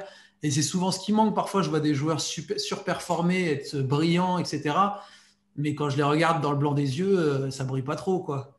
Donc, je trouve que ça ressemble dans l'idée à ce que je visualise pour eux, en tout cas ce que j'espère pour eux, ce que je leur souhaite. Et c'est pour ça que j'ai fait ce choix-là. Et puis comme j'ai eu aussi ces coachings, je sais de quoi elles parlent et du coup, je sais ce que les autres vivent. Et encore une fois, l'hypnose, je trouve ça assez intéressant. J'avais eu une hypnose il y a très longtemps avec coach Rémi Epinou. Avec Rémi Epinou, Rémi Epinou, qui était l'un des précurseurs de l'éricksonienne dans le poker. C'est ça. Il m'avait fait un coaching, mais j'avais 19 ans. Et je venais de perdre, je crois qu'à l'époque, je venais de faire le pire mois de ma vie. J'avais perdu 100K. Enfin, c'est pas le pire mois de ma vie à ce moment-là. Non, mais tu l'as déjà fait en une journée, ça. Oui. Mais c'était le début, c'était les débuts. Il débutait. Ça faisait 2 semaines que je jouais. Et je devais jouer un tournoi à 500 €. Je sais pas pourquoi, c'était un EFOP que m'avait payé mon sponsor. Et du coup, je disais, à l'époque, j'étais très motivé par les sommes, quoi. Enfin, je voulais jouer cher, beaucoup d'argent, etc. Donc, un tournoi à 500 €, sachant que j'aimais pas les tournois et que j'adorais que le cash game, j'étais pas du tout motivé. Et pif, paf, pouf, le mec, il m'hypnotise. Il me dit, ah là, tu serres le poing. Et quand tu serres le poing, t'es motivé. Et j'étais comme ça, je jouais le championnat du monde. Le point d'ancrage en serrant. Voilà, c'est ça. Je pense que là, si je le fais, je l'ai encore les souvenirs. J'ai la montée d'énergie qui est là. Par contre, c'est galère de soulever les cartes à une main tout le temps. Du coup, il a fait ça, il a perdu 200K. Du coup, j'ai perdu au bout de 20 minutes, mais j'étais à fond. J'ai tendu, bras tendu et tout. Il a perdu, mais il est comme ça. Non, mais ce qui était drôle, c'est que j'étais discrètement, je voulais que personne ne le sache. Alors, je me mettais sous la table et j'appuyais bien mon bras. Je croyais que c'était magique un petit peu. Il y a une forme de... Pas de magie, mais d'inconscient, quoi. Rémi, c'était un super gars et j'embrasse d'ailleurs si vous écoutez. C'était vraiment un des c'est un précurseur pour le coup. Ouais, c'était un précurseur de quand même dans ce milieu à essayer de faire du coaching mental. Il avait eu beaucoup de monde d'ailleurs. Je me rappelle d'une vidéo où il y avait Ilan Boujna qui était, tu sais, il le mettait un peu dans sa bulle pendant un EPT parce qu'il était en tilt complet comme d'habitude. Ouais. Confond pas avec une vidéo de tapis volant par hasard? Oui, c'est dans une vidéo de tapis volant. Il y avait Ilan qui était comme ça, qui se faisait coacher pendant un break. Live in Deauville, je crois, c'est pas ça? Ouais, c'est ça. C'est ça. Mais oui, non, mais genre, je sais pas comment ça évolue l'hypnose érectionnelle, mais c'est vrai que dans le milieu du poker, il y a eu un moment où c'était un peu, on parlait que de ça, puis il y a eu un gros break, c'était autre chose, voilà, et puis ça revient, enfin, tu vois, avec toi, Julie, ça revient. Alors, pas que. Oui, hein. alors après, aujourd'hui, je n'utiliserai jamais que l'hypnose dans un coaching. C'est pas possible, c'est pas du tout suffisant. Justement, comme l'a dit Bazou, là, l'exemple, c'est que il l'a formaté. En fait, il lui a fait un ancrage de ressources. Donc, en gros, la motivation, la gagne, etc. Mais c'est tout, en fait. Donc, du coup, c'est bien, mais derrière, il y a quoi? Et avant, il y a quoi? Et la prise de conscience, elle est où? Enfin, aujourd'hui, c'est pas suffisant. Enfin, pour moi, c'est pas suffisant d'utiliser uniquement l'hypnose. Du coup, c'est quoi le gros point positif de l'hypnose? C'est quoi? C'est qu'on fait appel à c'est quoi, l'inconscient, subconscient? C'est quelle partie? Qu'est-ce que ça amène en plus? Alors, moi, l'hypnose, ça va être plus intéressant, par exemple, pour travailler par exemple, en régression, pour travailler sur les croyances limitantes, par exemple. Si tu as des croyances limitantes qui sont issues de l'enfance, par exemple, parce que il y a beaucoup de choses comme ça, tes croyances limitantes, elles sont issues de tes expériences vécues. Donc, travailler en régression avec l'hypnose, tu vois, pour remonter à la cause, voilà. Là, ça va être intéressant, par exemple. Si aujourd'hui, tu as un problème, par exemple, je prends l'exemple d'un coaché qui termine toujours deuxième. Voilà, tout le temps, c'est deuxième. Et donc, du coup, il va commencer à développer des peurs. Il va commencer à développer des peurs quand il va arriver en demi-finale. Et puis après, quand il va être en TF, il va avoir chaud, il va transpirer, il n'a plus un pouvoir de sa vie, tu vois. Il va commencer à débrancher, les fils vont arrêter de se toucher. Et là, il y a quelque chose, tu vois. Son inconscient a enregistré que sa place, c'était la deuxième. Et donc, pourquoi? Tu vois, là, ça va être venir chercher pourquoi, qu'est-ce qui s'est passé. Est-ce que ça vient de la première expérience poker? Est-ce que ça vient de son premier match de foot quand il avait 9 ans et qu'il a terminé deuxième au classement? Tu vois, l'hypnose, ça va être ça, tu vois. Ça va être et ça, on arrive avec l'hypnose à le faire ressurgir. Ah oui, tout à fait. Oui, avec l'hypnose, mais ça peut aussi être avec un autre outil. Hein. Mais l'hypnose va être pas mal pour ça, pour travailler avec toutes ces choses inconscientes. Après, l'hypnose, tout le monde n'est pas forcément réceptif à l'hypnose. Tu peux pas forcément utiliser. Est-ce Ah, que si, tu moi, je pratiques m'y connais pas du tout autant le mental. Il y a plein de choses qui m'intéressent, mais c'est vrai que tout ce qui est là depuis tout à l'heure, on parle de l'hypnose érectionnelle, etc. Moi, c'est des choses que je connais pas du tout. Ou très peu, quoi. Tout le monde est... Parce que souvent, on entend... Parce que c'est vrai que l'hypnose, on pense très souvent à Mesmer. Aux documentaires ou les shows, les trucs comme ça, donc avec des gens qui se mettent à quatre pattes et qui imitent des loups-garous, quoi. Mais là, pour vraiment des utilisations concrètes, tout le monde, du coup, peut être réceptif. Bien sûr. Il faut savoir qu'effectivement, l'hypnose, ça a été un petit peu vulgarisé... et que Mesmer, c'est de l'hypnose de spectacle, ça n'a rien à voir avec de l'hypnose thérapeutique. Donc, bon, c'est encore un autre sujet. Mais tout le monde est réceptif, puisque de toute façon, c'est un état naturel. C'est un état de conscience modifié. Donc, c'est un état naturel. Tu le pratiques tous les jours dans ta vie, quasiment, en fait. Je ne sais pas si vous conduisez, mais quand tu conduis et que... tu pars d'un point A, tu arrives à un point B, mais tu n'as même pas calculé ce qui s'est passé, tu vois, ça a tracé direct, bim, bam, boum, feu vert, etc. Tu arrives Enfin, ton trajet, tu as l'impression qu'il a duré 5 minutes, alors qu'en fait, ça fait 20 minutes que tu conduis. Juste, tu étais absorbé par d'autres choses. Ça, c'est un état de conscience modifié. Et c'est un état de conscience modifié super dangereux. Hein. C'est léger. Ah, moi, j'ai l'habitude. Moi, généralement, j'ai un accident au milieu. Pourquoi il y a du sang sur mon pare-choc? Ça, c'est un état de conscience modifié, mais c'est léger. Donc, on va dire que c'est une hypnose légère. Donc, il y a plusieurs états d'hypnose. Tu peux être en état d'hypnose les yeux ouverts. Tu peux être en état d'hypnose debout. Moi, je fais des fois de l'hypnose debout, tu vois. C'est ce qu'on nous dit dans le chat, c'est vrai, des opérations chirurgicales maintenant qui se font sous hypnose. Sous hypnose, bien sûr. Ouais, alors moi, c'est le seul truc où perso, je ne vais pas le faire. Quoi. Moi, je préfère que tu mettes un gros coup de casserole sur la tête. Tu sais quoi, le mec, c'est un moment, il fait « Ah, passe-moi le bistouri. Oh merde !» C'est juste que déjà, si tu le vois, ça peut perturber. Ça peut vraiment... Moi, j'ai eu une opération comme ça où j'étais consciente et qu'on était en train de me trifouiller le bras. Et sauf que donc, mon bras était complètement anesthésié et il faisait ça avec. Genre, les infirmières, elles le bougeaient dans tous les sens.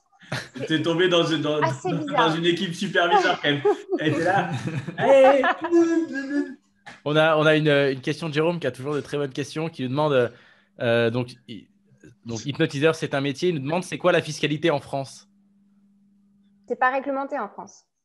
C'est pas, c'est pas un métier. Tu peux pas dire que je suis hypnotiseur. Ça n'existe pas. C'est quoi Alors, du coup ton statut? Si, ou hypnologue, hypnotiseur, mais en fait, c'est juste la loi française là-dessus, il n'y a pas de réglementation en fait.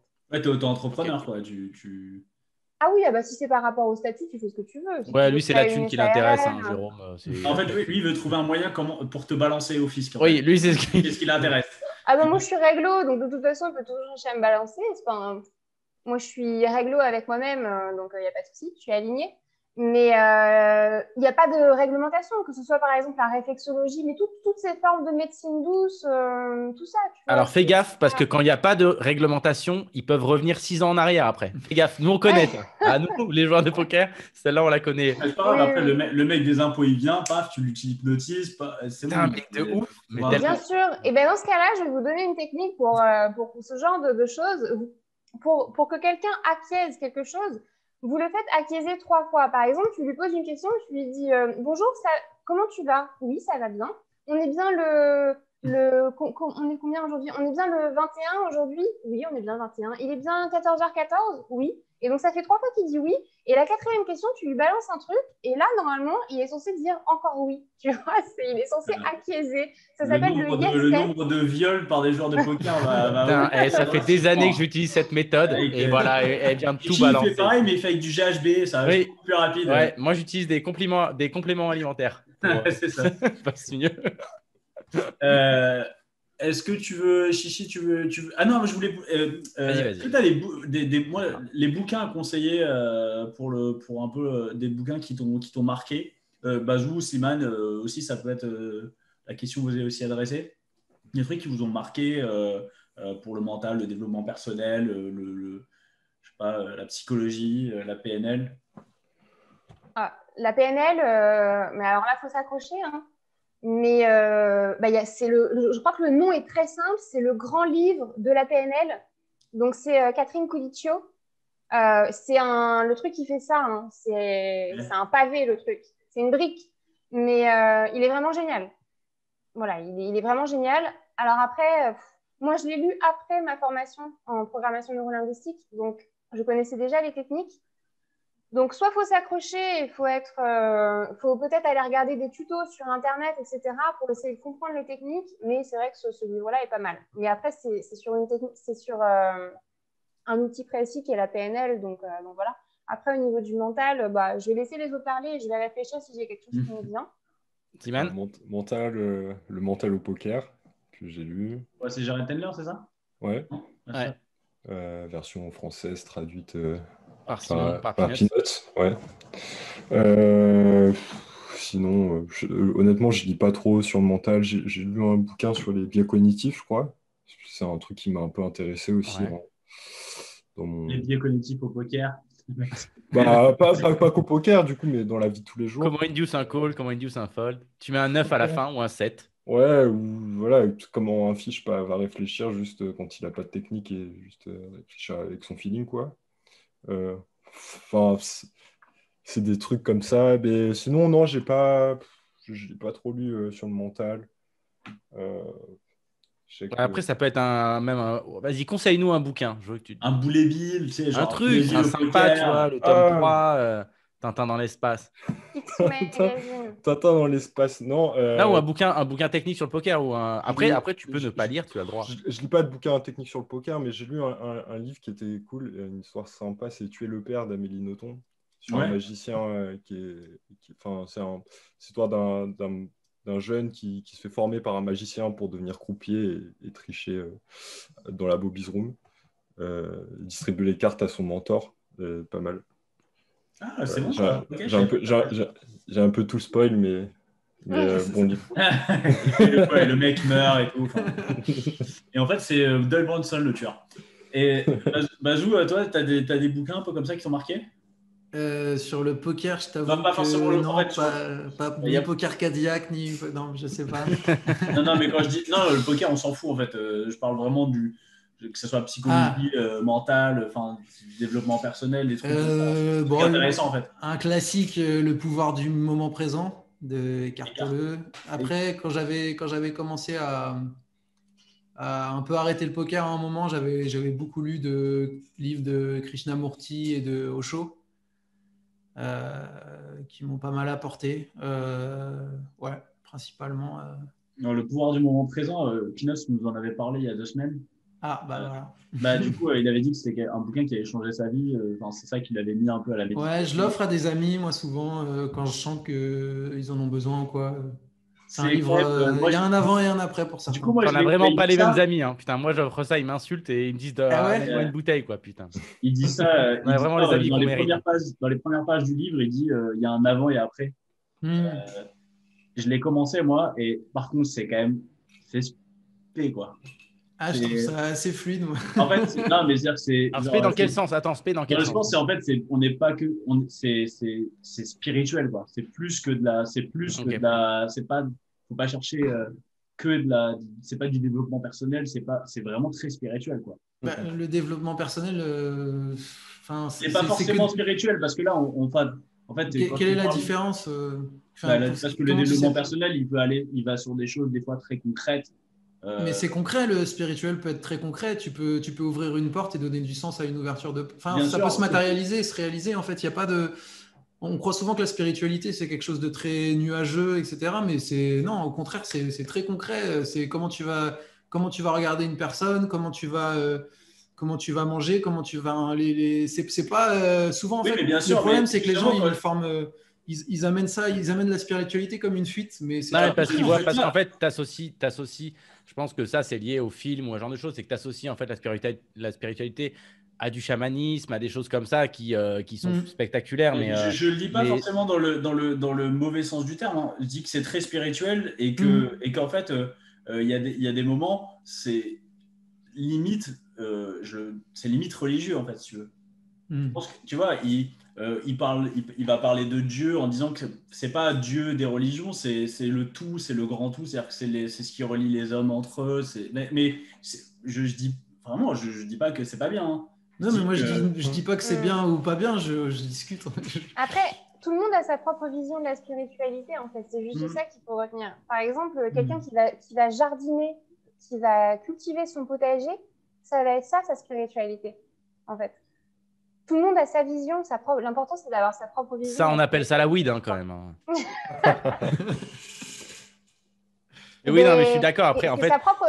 Quelqu'un qui fume des joints et qui se connecte à autre chose, c'est sa propre forme. Mais c'est un peu pour revenir à ce qu'on disait en début d'émission quand on parlait du flow et de la zone. C'est un peu ça, c'est-à-dire qu'en fait, on a tous nos façons d'y aller. Il y a des gens, ça va être le fait de jardiner, le fait de cuisiner. Tu vas te retrouver avec toi-même, tu vas penser à rien. Ou juste écouter de la musique, être à un concert. Enfin, moi, je sais, par exemple, typiquement, ça manque, putain. Quand je suis à des concerts, il y a tout le temps des phases où, genre, j'ai l'impression d'être, même si je suis au milieu de la fosse ou quoi, d'être tout seul, d'être dans ma zone et de me retrouver avec moi-même. Tu te reconnectes avec toi-même. Et de vivre vraiment le moment présent.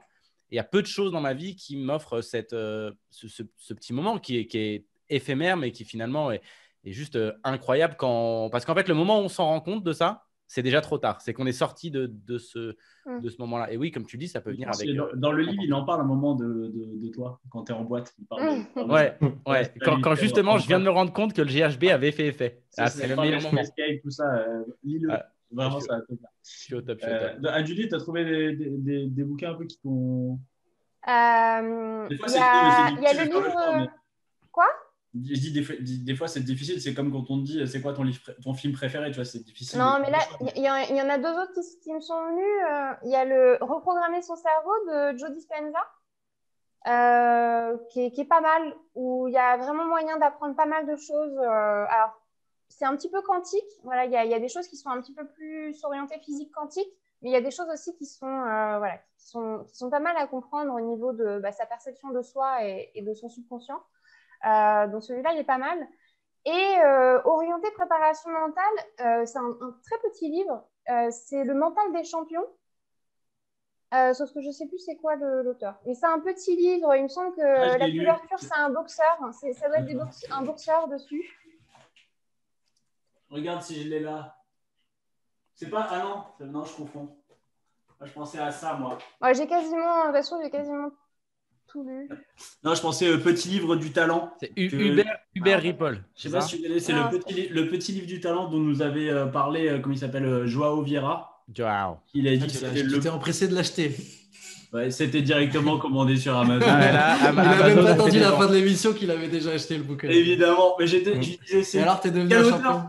Alors, en fait, moi, je l'ai mis juste en décoration. Hein. Tu l'as pas lu? Je vais pas le lire. Mais si, info. Mais si, bien sûr, je l'ai lu. Non, mais vous me prenez vraiment pour. C'est quoi, du coup? En fait, c'est 50. En fait, c'est plein de. C'est un mec qui allait dans les. Comment on appelle les pépinières de talent. Tu vois, il allait dans plusieurs endroits où il y avait, tu vois, par exemple en Russie, dans les écoles de tennis pour comprendre comment on formait les champions. Et en fait, c'est juste un petit livre avec plein de petits conseils de tout ce qu'il a noté, de qu'est-ce qui fait un champion et voilà, comment le mettre en place. Et c'est très court, ça se lit super facilement et c'est très sympa à lire. Tu peux nous donner un conseil du bouquin? L'exercice, genre la répétition, tu vois, il y a des trucs comme ça, c'est beaucoup des trucs pratiques. La répétition de l'exercice, c'est beaucoup sur comment t'exercer, tu vois, vraiment des trucs pratiques, comment t'exercer.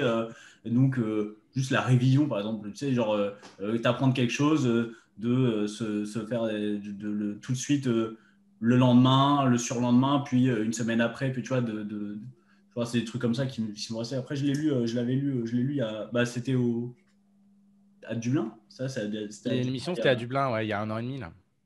Ouais, tu vois. Non, mais c'est voilà. Okay.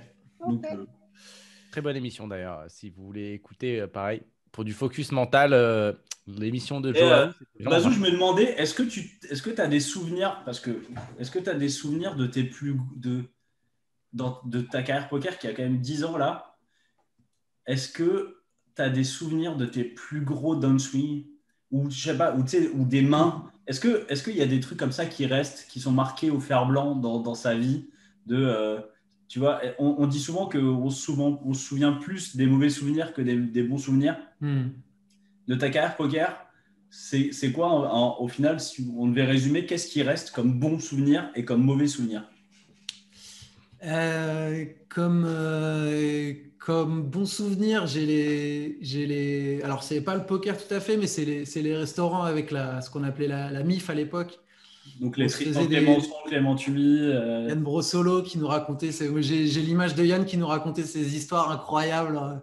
Il y avait toujours des histoires incroyables, on mangeait tous ensemble, c'est le groupe que je retiens. Et puis après, côté poker, je me souviens des gros pots que j'ai joués. J'ai visuellement l'endroit où je jouais. Je me rappelle d'à Madrid d'un coup. Moi, je raconte sur le Twitch où j'ai 2 rois et je suis 5 bêtes par Vogelsang. En cash game, c'était un pot de 40-80 et en fait j'avais tous mes potes sur Team Weaver et je venais de sortir de l'EPT. Je faisais n'importe quoi à chaque tournoi pour jouer en cash game rapidement quoi. Et donc le mec 5 bêtes qui à l'époque personne ne faisait un 5 bêtes et j'ai 2 rois. Et j'avais tout le monde sur Team Weaver avec Skype qui me regardait ma partie de 40-80. Et bref, je fais brawl endroit et il me bluffe tout son stack. Donc, c'était un pot à $50,000. En fait, c'est marrant, j'ai souvenir surtout de l'environnement où j'étais. J'ai joué mon plus gros pot de poker allongé dans mon salon avec toute ma famille, en fait, sans leur dire. J'ai 4 bêtes. Vous pouvez retrouver, vous tapez Bazouli sur Table Rating ou je sais plus, les trucs de cash game là où tu peux regarder. C'est Ice Poker DB probablement. Et j'ai 4 bêtes 8-7-5-4 contre un mec. Il m'a 5 bêtes, j'ai collé, j'ai fait 2 paires et j'ai fait full sur les 2 boards, c'était sur full tilt. Donc le pot faisait $80,000. Et il y avait mes grands-parents, mes parents, mon frère et ma soeur. Personne ne savait, j'étais sur mon portable allongé comme ça et je jouais un pot à 80 000. C'est marrant, je me souviens surtout de l'environnement dans lequel j'étais, comme quoi. Mais j'ai pas de. Ce qui est marrant, c'est que mon pire downswing, ça a été 500K en 2 semaines. Il n'y a pas beaucoup qui peuvent dire ça quand même. Si, avec les bitcoins actuellement, tu peux vite.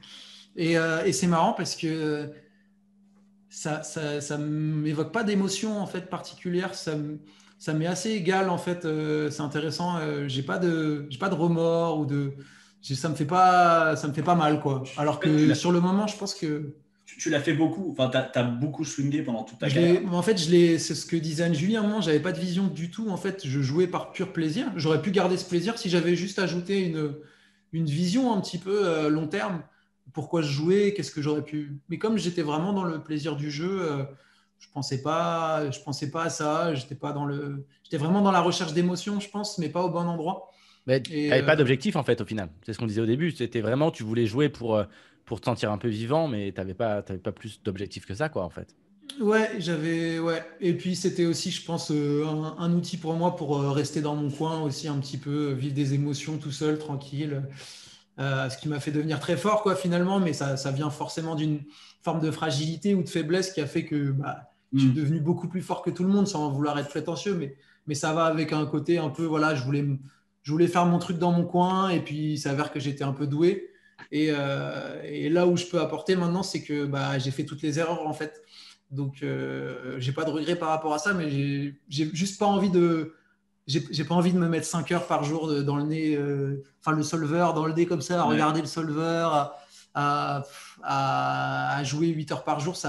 J'ai trop de trucs qui m'intéressent pour faire ça. Par contre, coacher les joueurs, je pourrais encore y passer beaucoup, beaucoup de temps parce que quand tu vois un élève qui grandit à travers le poker et tout, qui peut vraiment faire de belles choses et tout, c'est super agréable pour moi et ça donne du sens aussi à mon parcours, quoi. Et c'est marrant parce que tu vois, moi je te connais depuis quand même pas mal d'années et au tout début, tu avais juste la même. En fait, ton parcours, on le comparait souvent à Isildur un peu dans le délire. C'est-à-dire, en fait, moi on se disait souvent, en fait, Bazou il sera toujours broke parce qu'en fait, même s'il monte tout le temps des fortunes, il les perdra après parce qu'il ne s'arrêtera jamais. Ouais, Et puis là, c'est marrant de te voir arriver aujourd'hui avec genre l'opposé, enfin pas l'opposé, mais avec une sagesse complète qui est en général pas le chemin que prennent.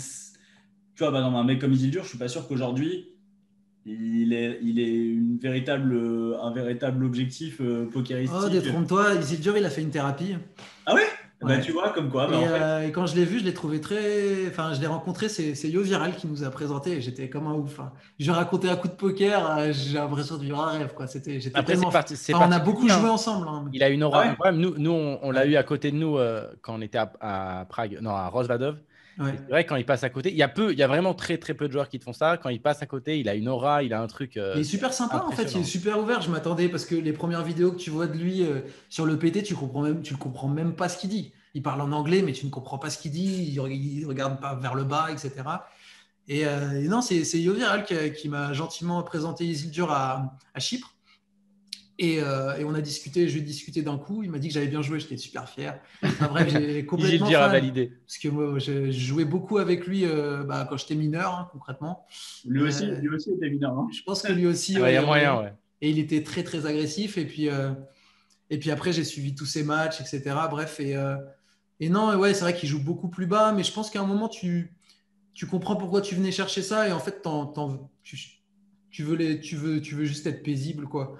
Et les émotions, elles peuvent être très intenses et très fortes, mais au moins elles te tiennent pas le corps, quoi. Elles passent, et t'as pas besoin de faire des gros swings pour avoir des grosses émotions. Tu peux jouer petit et être passionné et avoir des émotions énormes parce que c'est ton implication, en fait. Moi, je cherchais de l'implication et ça passait par des gros montants, mais tu peux t'impliquer complètement différemment sans avoir besoin d'un outil extérieur. Tu peux le trouver en toi. Il y a des gens, ils se motivent que pour les Winamax Series, mais en fait, ils peuvent tous les jours se motiver comme si c'était un Winamax Series. C'est juste, est-ce que tu vas trouver à chaque fois la clé qui débloque la porte de ton envie, de tes motivations sur chaque session, quoi. Toi, Slimane, ce serait quoi si tu devais donner un peu un joueur comme ça qui t'impressionne, un mec que tu aimerais, enfin, tu vois, si tu devais citer le mec que tu rêverais de rencontrer en live, quoi. Le mec que je rêverais de rencontrer en live. Ouais, pour avoir une discussion, pas forcément pour jouer, tu vois, mais pour parler avec. Je pense que ce serait Fedoros. Fedor, ouais. Je dirais Fedoros, ouais. Qui a un peu tout gagné en MTT. Qui est inspirant aussi. Enfin, je le suis un peu sur les réseaux et j'aime bien ce truc qu'il ait tout gagné dans le jeu et que derrière il a pris la porte, enfin il a pris sa retraite entre guillemets. Après, il a une carrière, enfin pour le coup, vu ce qu'il a gagné, il a une carrière super courte au final. Ouais, il a chaté de ouf et il est allé assez vite. Mais derrière, ça a servi à un autre but, quoi, de créer d'autres choses derrière. Donc j'aimerais bien échanger avec lui, ouais, je pense. École allemande, quoi. Et, Toi, Julie, quelqu'un qui t'inspire dans le milieu du poker, que tu connais quand même bien?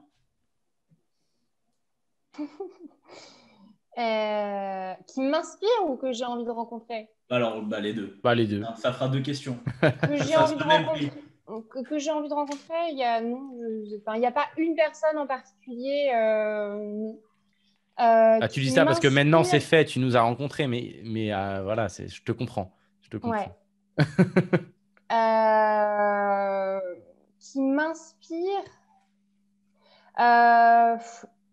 J'ai été pas mal. J'ai fait une interview avec Julien Martini et j'ai été pas mal. J'ai adoré cet échange. Je trouve Alors que qu'il c'est est un énorme connard, franchement, je le déteste. Ouais, Ça, c'est c'est ta propre perception.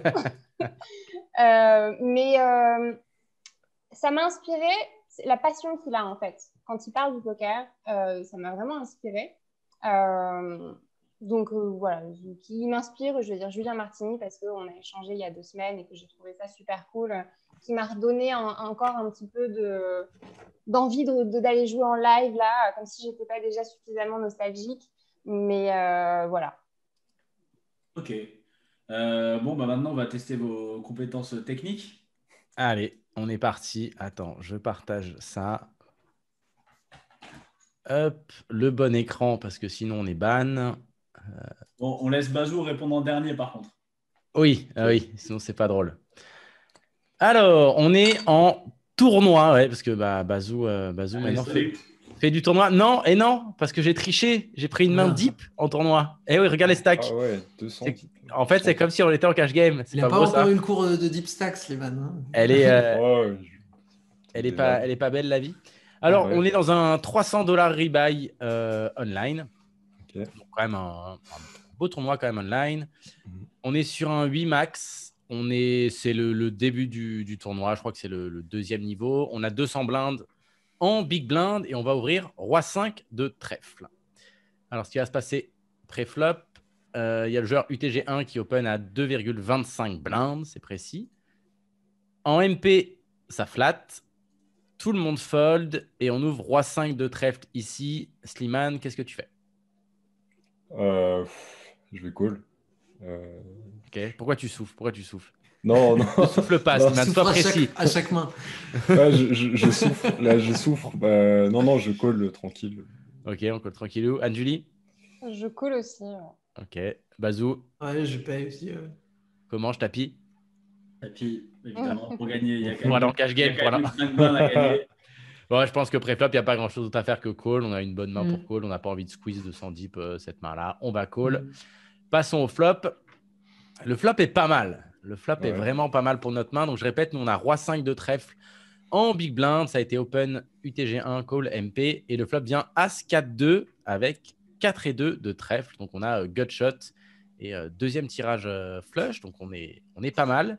Le pot fait plus de 8 blindes. Est-ce que quelqu'un donc bet ici ou est-ce qu'on check tous les jours? Anne-Julie. Moi, je donc. Ok, tu fais combien du coup? Je fais 3 bébés. Ok.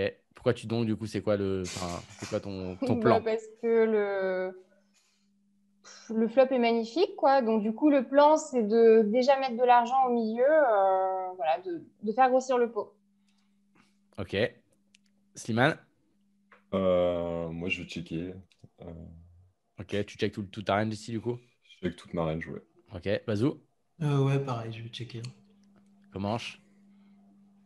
Tapis? Ouais, en même temps là, t'as de la FE. T'as de la FE là. J'ai de l'équité, en tout cas. Ouais. En tout cas, tu as de l'équité. Ça, c'est certain que tu as de l'équité. On va checker. Vilain 2 va décider de continuation bet ici. Il fait 3 blindes et demi dans un peu plus de 8.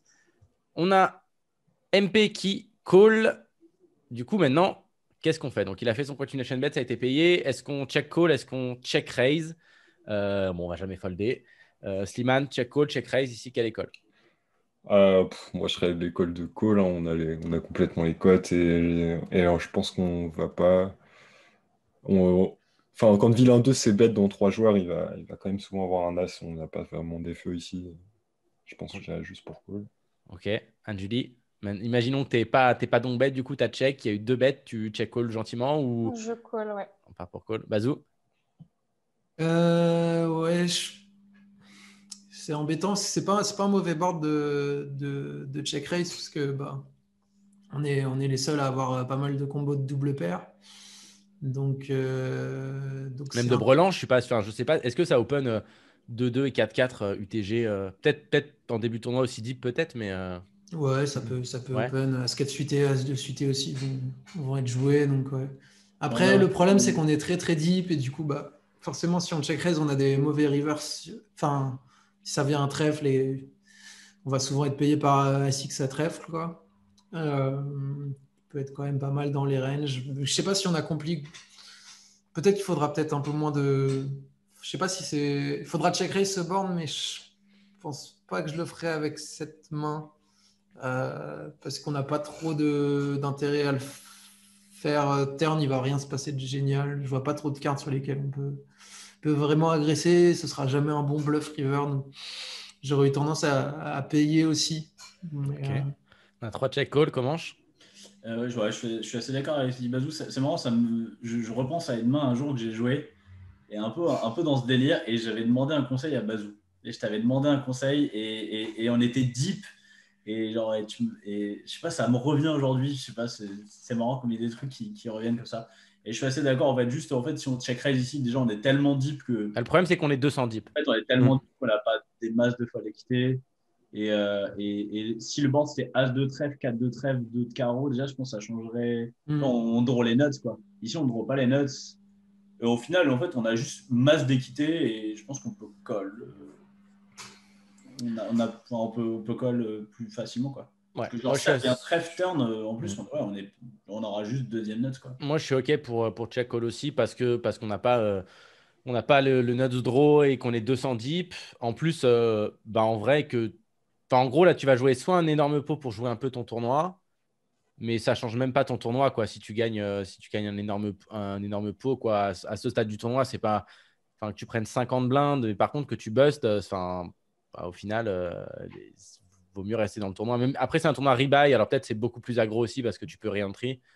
Ça change peut-être aussi les choses. On va check raise. On fait 13 blindes. Je trouve le sizing, en plus, il est un peu trop gentillet, quoi.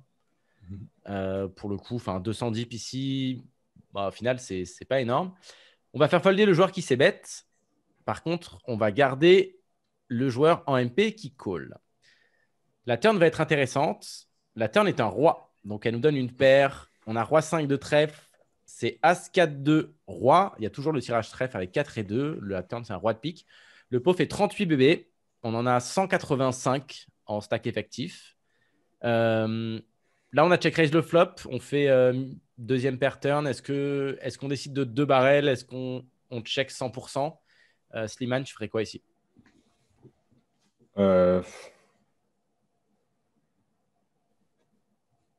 Je pense que comme ça, là, dans ce temps, je vais juste dire que je check. Je pense vilain nous. Enfin, je vois pas trop l'intérêt de miser. Encore une fois, je pense on n'a pas trop d'FE. On joue ultra deep encore. Et non, je pense que je check ici. Et Pas pour check call, du coup. pour check call, ouais. Pas pour check call, ok. Anjuli? Ouais.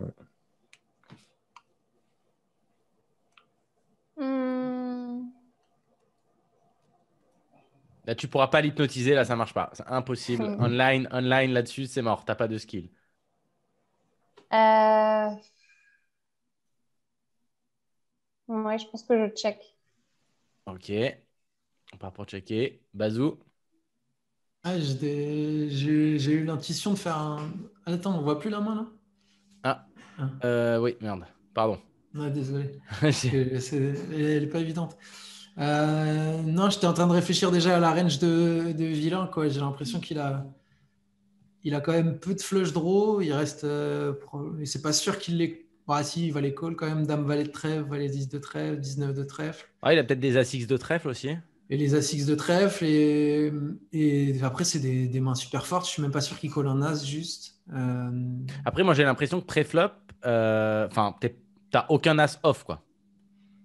Donc, logiquement, j'ai l'impression que t'as ici, t'as juste. Enfin, si t'as un As, t'as que As-X de trèfle, quoi. T'as pas d'autres. Ouais, il peut combos. avoir As de suité, quoi, ou As 4 suité. Ouais, il va peut-être. Oui, ou deux faut paires, le ou deux paires. tribet, Ouais, ouais. deux paires, ouais. Mais ou Brelan, il peut avoir. Mais du coup, en fait, au début, je me disais que bloc était intéressant, genre à un 5e beau ou quoi, parce que il va sûrement call ou raise des flush draws qu'on domine. Mais en fait, non, c'est nul vu sa range. Si c'était vilain 2, il peut. Enfin, si c'était en heads up, ça aurait pu être intéressant ou faire des trucs un peu bizarres. Mais juste, je pense que là, on a un check et en fonction du sizing, c'est même pas sûr qu'il. Enfin, je, je sais pas. Enfin, en fait, on a une main pourrie en fait. Enfin, C'est compliqué. Comment Ouais. check je call. check. Ouais, je pense que moi aussi j'hésitais à bet. Je pense que le sizing ici, si on bet, c'est genre très small. Bah, tu vas un peu t'acheter ton showdown, entre guillemets, quoi. Bah, pas forcément juste avec notre range en général, puisque quand on check raise flop, on va check raise aussi des deux paires. Mm. On va check raise des choses comme ça. Et en gros, on n'a pas non plus envie de se polariser trop turn avec des mains genre super fortes. Enfin, tu vois, en gros, Est-ce que tu vas vraiment bet put small Breland 4, Breland 2? Je suis pas sûr, tu vois. pourquoi pas. Ou 3 et 5 suités, quoi. Bah, le truc, c'est qu'il a quand même des mains comme des dames valet de trèfle, valet 10 de trèfle, des rois X de trèfle, des as X de trèfle. T'as pas vraiment envie de leur Sa range, offrir en un fait, showdown cheap. Tu vois. sa range, elle est quand même vraiment condensée, quoi. Il n'a pas beaucoup de mains au final. Et... Sinon, tu fais 2 fois le pot, tu fais fold les As-X à trèfle et tu fais call les brelans, tu gardes ton équipe. Ouais, en fait, Mais- alors, je pense que je check. Ouais. Passe C'est pour clair. check. On va seconde barrel. On fait fait combien un bon sizing. On fait 27 dans 38. Ok. On fait un bon. C'est un bet un peu suicidaire. J'ai pas l'impression que ça fasse beaucoup de Quasi jetons. 3 quarts, quasi 3 Ça quarts pot. accomplisse grand chose. Tu vas juste se faire call par des flush draws qui dominent. Et... On se fait call. River, les trèfles. On se fait call. Non, river, pas les trèfles. River, 6 de Ah. pique. Le pot fait 92 blindes. On en a 160, enfin ouais, quasi 160 en stack effectif. Donc je répète le board, As 4-2 avec 2 trèfles, Roi et 6 river. La flush du flop n'est pas rentrée. Nous on a Roi 5 de trèfle. Donc on a middle pair, no kicker. Qu'est-ce qu'on fait river maintenant ici? Est-ce qu'on check? Est-ce qu'on bet? C'est quoi un petit peu le plan ici? Anjuli, qu'est-ce que tu ferais river? Bah, moi, je check. Déjà, j'aurais pas choisi cette line dès le départ, parce que j'aurais donc le flop. Donc...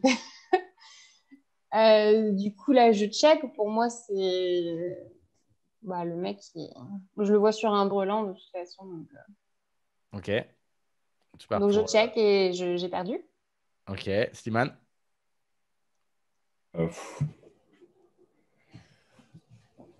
Est-ce que tu peux encore t'en sortir ici Ah, tu peux toujours open fold au pire. Ouais. On peut toujours s'en sortir d'une manière ou d'une autre. Ouais, tu peux jeter tes cartes, je pense, et Au pire, dire, tu sais, et dire cadeau. Ouais. Mais non, enfin, je pense qu'il a tout le temps un As-X au minimum. Je pense pas qu'il va bluff un miss flush draw river quand tu check. Donc, j'irai juste pour checker en vrai. Pour checker, Bazou. Ouais, bah, maintenant, sa range, elle est super étroite. Hein. Tu peux même calculer le nombre de combos. Quoi. Il y a 6 combos de brelan. Il va probablement tribet souvent. Disons qu'il va tribet 100% As-Dame, As-Valet de trèfle, même si ce n'est pas tout le temps le cas. Il reste quoi? As-10 de trèfle, As-9 de trèfle ou As-8 de trèfle. Donc, ça fait 3 combos de flush contre 6 combos de brelan à minima. Plus peut-être quelques double paires avec As-6 de trèfle. Je ne pense pas que le bet soit rentable. Quoi. Après, ici, si on bet, on shove. Et si on shove, genre, je pense qu'on peut trouver. Bon, après, c'est un 300 rebuy, quoi. Je me disais, Online, ouais, genre, hein, 300, ça reste un gros buy-in online, tu vois. Je veux dire, des mains comme genre 2-2. Enfin, genre, s'il a 2-2, c'est genre. Enfin, genre, je pense que déjà, si on shove. Tu veux faire fold brelan? Je pense qu'on fait fold. C'est As-X de trèfle. Il y a les 3 combos. Et je pense que 2-2. C'est quand même genre, ça fold jamais de 2. Non, ouais. En vrai, tu fold. dis ça parce qu'on est en train de review la main, mais genre jamais personne ne pensera vouloir bluffer. Ça fold de 2 river. Déjà quand MTT, j'ai l'impression que ça fold pas top pair, mais alors 2-2. Moi perso, j'arrive jamais jusqu'à river, mais j'y crois pas une seconde. Alors, si je dis pas de bêtises, j'avais un doute. On a checké. On a décidé de checker. Vilain a bet un tiers pot. River. Donc, il bet 32 dans 90. Ah oui, il y avait aussi, j'avais pas vu Dame Valet de Trèfle, Valet 10 de trèfle. On fold 100% ou on est recall de temps en temps? Moi, j'aime bien, on nous dit si on shove, on peut trouver le bouton rebuy. Bah, c'est vrai. Hein. Bah oui, non mais c'est vrai que c'est un rebuy. Hein, c'est un rebuy. C'est rebuy, hein. On peut rebuy et on se dit, bah écoute, c'est bon, c'est un 600, allez hop, on met la deuxième boulette, quoi. Ouais. Qu'est-ce qu'on fait sur ce 32 là? Est-ce qu'on fold? On lui dit, bah vas-y, mon gars, on passe à la main d'après. Mais mine de rien, si on fold, on a 160 blindes encore, quoi. Enfin, on n'est pas short stack, quoi. Bah, ça, si on colle, on en a 120. Ouais, donc on peut call aussi pour l'info. Pour l'info. Et si la valet 10 de trèfle, on se prend pour un génie. Ouais, non, mais j'avoue, là, si tu chauves, par contre, tu peux faire fold des A6 à trèfle. Donc, Il va pas les value, je pense. Je pense Ouais, que ça, en fait, le truc, c'est que River, est-ce qu'il va les value, River, il bet des flush draws, des miss flush draws et, ouais. en fait, et des nuts. Il y a JPL qui nous dit si on shove, on peut aller jouer en cash game après. C'est vrai. Faudrait aller voir les combos qui restent de flush draw, mais à mon avis, si bet que des nuts et des miss flush draw, on a les codes pour call. Ouais, donc en fait, ici, on se dit que quand il bet, il se polarise juste et il a soit, enfin, en gros, soit nuts, soit, quand je dis nuts, brelan ou deux paires, on va dire As-Roi en bottom ou des bluffs, quoi. Donc, il n'y a pas trop d'intérêt de transformer notre main en bluff. Anjuli, si tu colles, tu fold, qu'est-ce que tu ferais? Je passe. Pas pour passer, ok. Bazou. Ouais, je suis pas d'accord avec Slimane parce que il a deux combos de bluff, en gros, c'est Dame Valet de Trèfle et Valet 10 de Trèfle. Ouais, c'est tout. Et il faut concevoir qu'il ne va pas se jouer tout le temps de la même manière ce coup avec ses deux mains. C'est-à-dire que Dame Valet de Trèfle ou Valet 10 de Trèfle, il va parfois les tribet au pré-flop, il va parfois les fold au flop, il va parfois les fold au turn. Du coup, je pense, c'est très très rare qu'il. Ok, on a des bonnes cotes, mais je suis pas sûr qu'on puisse compter deux combinaisons de bluff, quoi. Mais peut-être que je me trompe, je sais pas. Ça doit être close en fait. En tout cas, déjà, 2, ça fait peu. Hein. Enfin, si on a Ouais, mais bon, il n'y a pas beaucoup de value aussi, non plus. Hein. Il y a juste Brelan, quoi. Il a 6 combos de value. Là. Il a peut-être As-4 suité ou As-2 suité. Mais... Ah, il peut avoir As-3. Est-ce que As-3, ça 3 bet 100% 200 dips? Ouais. Non, il peut flat. Je pense que je vois As-3, 2-4, 2-2 et ouais, c'est tout. Au final, il n'y a pas. Alors, on a appuyé sur le bouton rebuy. Hein. On a check raise all in. Mais c'est toi qui as joué ça, non? Non, c'est pas moi qui ai joué ça. Bon, un tournoi 8-ended déjà pour que je buy in ça. Non, on a donc on a check raise all in. Ça attend qu'en face, mais ça a fini par payer. Ok. Donc, pronostic, avec quoi il nous a payé? Moi, je pense qu'il avait juste un bon 2-2, quoi. 2-2 chez Comanche, ok. Slimane? As-2 de cœur. As-2 de cœur, ok. Anne-Julie, un pronostic sur sa main? Brelan de 4. Ok. Bazou, tout a été dit. Il reste. Non, Brelan de 4 aussi, moi, je crois. Le truc, c'est que je pense As-2, c'est juste un check-back river à sa place, quoi. Bah, s'il est rentré dans le tank river pour call, je sais pas. Moi, genre 2-4, j'aurais snap call. Alors, sincèrement, sa main, on peut pas la deviner. Non, putain, le relou, quoi. Il va encore nous montrer un truc. As-6 de trèfle. On peut pas la deviner. Non, il nous a own. Il avait les As. As-Dame. Oh. Non, mais encore pire.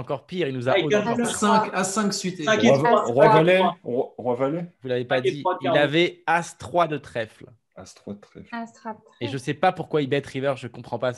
C'est quoi ce bet river? En fait, il se dit juste que nous, on est tellement. Enfin, on a tellement rien. Je pense que le mec doit se dire en fait, il n'y a pas un cas où le mec bet pas nuts river, quoi. Parce que justement, il se dit qu'on va tellement check back. Donc, il se dit qu'en fait, quand nous, on check, on a 0 nuts. Et moi, j'aurais jamais bet As-3, mais je comprends totalement ce raisonnement. J'ai l'impression qu'à notre place, on ne check jamais une main en value. Du coup, tu bets juste pour induce quelque chose, quoi. Je pense que c'est ce qu'il a fait. Pour être call par pile la main qu'on a, quoi. Mais... Non, je pense qu'il s'est dit peut-être tu peux induce quelque chose, mais j'ai du mal à voir nous dans notre range pour le coup. Alors, je on pourrait avoir les 4-5 ça, suités, peut-être, tu vois. Genre qui est check raise flop, qui de barrel, et du coup, river, ils ont. Vu qu'on a collé roi 5 de. Enfin, on n'a pas call, mais. Oui, ou si c'est 5 de trèfle. Slimane voulait call, par exemple. Ou tu peux avoir 6 et 5 de trèfle. Tu peux. Oui, tu vas pas le mettre sur roi 5 de trèfle, c'est certain, tu vois, mais. Bon, ça fait quand même, mine de rien, assez peu de combos. Il faut vraiment connaître le joueur. Il y a pas les deux joueurs. J'ai l'historique, il n'y a pas d'historique. Enfin, les deux. Ouais, puis on peut très bien checker deux paires. Ce serait pas non plus horrible de checker. Deux paires, on peut clairement checker deux paires. Ouais. Deux paires, oui. Genre un As-4 de temps en temps, ce serait pas horrible. Il n'y a pas non plus une value démentielle, quoi. Donc voilà un peu ce petit As-3. Bref, je vais trouver cette main un peu funky. Voilà, c'est tout pour moi. On me demandait si est-ce que le joueur était dans le flow pour Cole River là. Apparemment, oui. Apparemment, oui. Après, il s'est peut-être dit aussi. Il s'est peut-être dit, tu sais, ça peut typiquement être le mec, genre, même, je sais pas si c'est un récréa ou pas, on peut pas savoir, mais le mec est un peu, il se dit, je veux vraiment trop savoir ce qu'il a, donc je paye. Parce qu'il peut rebuy, en fait. C'est un très bon mindset, Ça fait vraiment c'est un bon mindset. Il avait un plan. Il avait un plan, quoi. Il a suivi son plan. Exactement. Il avait son petit plan à lui et il a payé. Il a gagné. Comment perdre 200 blindes Ok, bah écoute, c'est bien. Vas-y, Walou. Ok, bah merci beaucoup. Juste, tout ça, confinement, couvre-feu, pour finir, parler de choses qui sont très gaies. Vous le gérez comment un peu toi, Julie, tu arrives quand même à avoir du mal. Alors, moi, le premier, ça s'est super bien passé. L'année 2020 m'a pas vraiment, enfin, voilà, ça m'a pas vraiment impacté psychologiquement. Ça se passe très bien. De toute façon, moi, je travaille de chez moi, donc ça change rien en fait. Mais là, ce qui commence vraiment à me manquer, c'est l'alcool, c'est les bars, on a compris. L'alcool, oui. Non, mais les bars, oui. Voilà, les bars, les restos et voyager surtout. Et qu'on me prive de ma liberté, sachant que c'est ma valeur fondamentale, tu vois, c'est ma valeur top 1. C'est ce qui guide ma vie.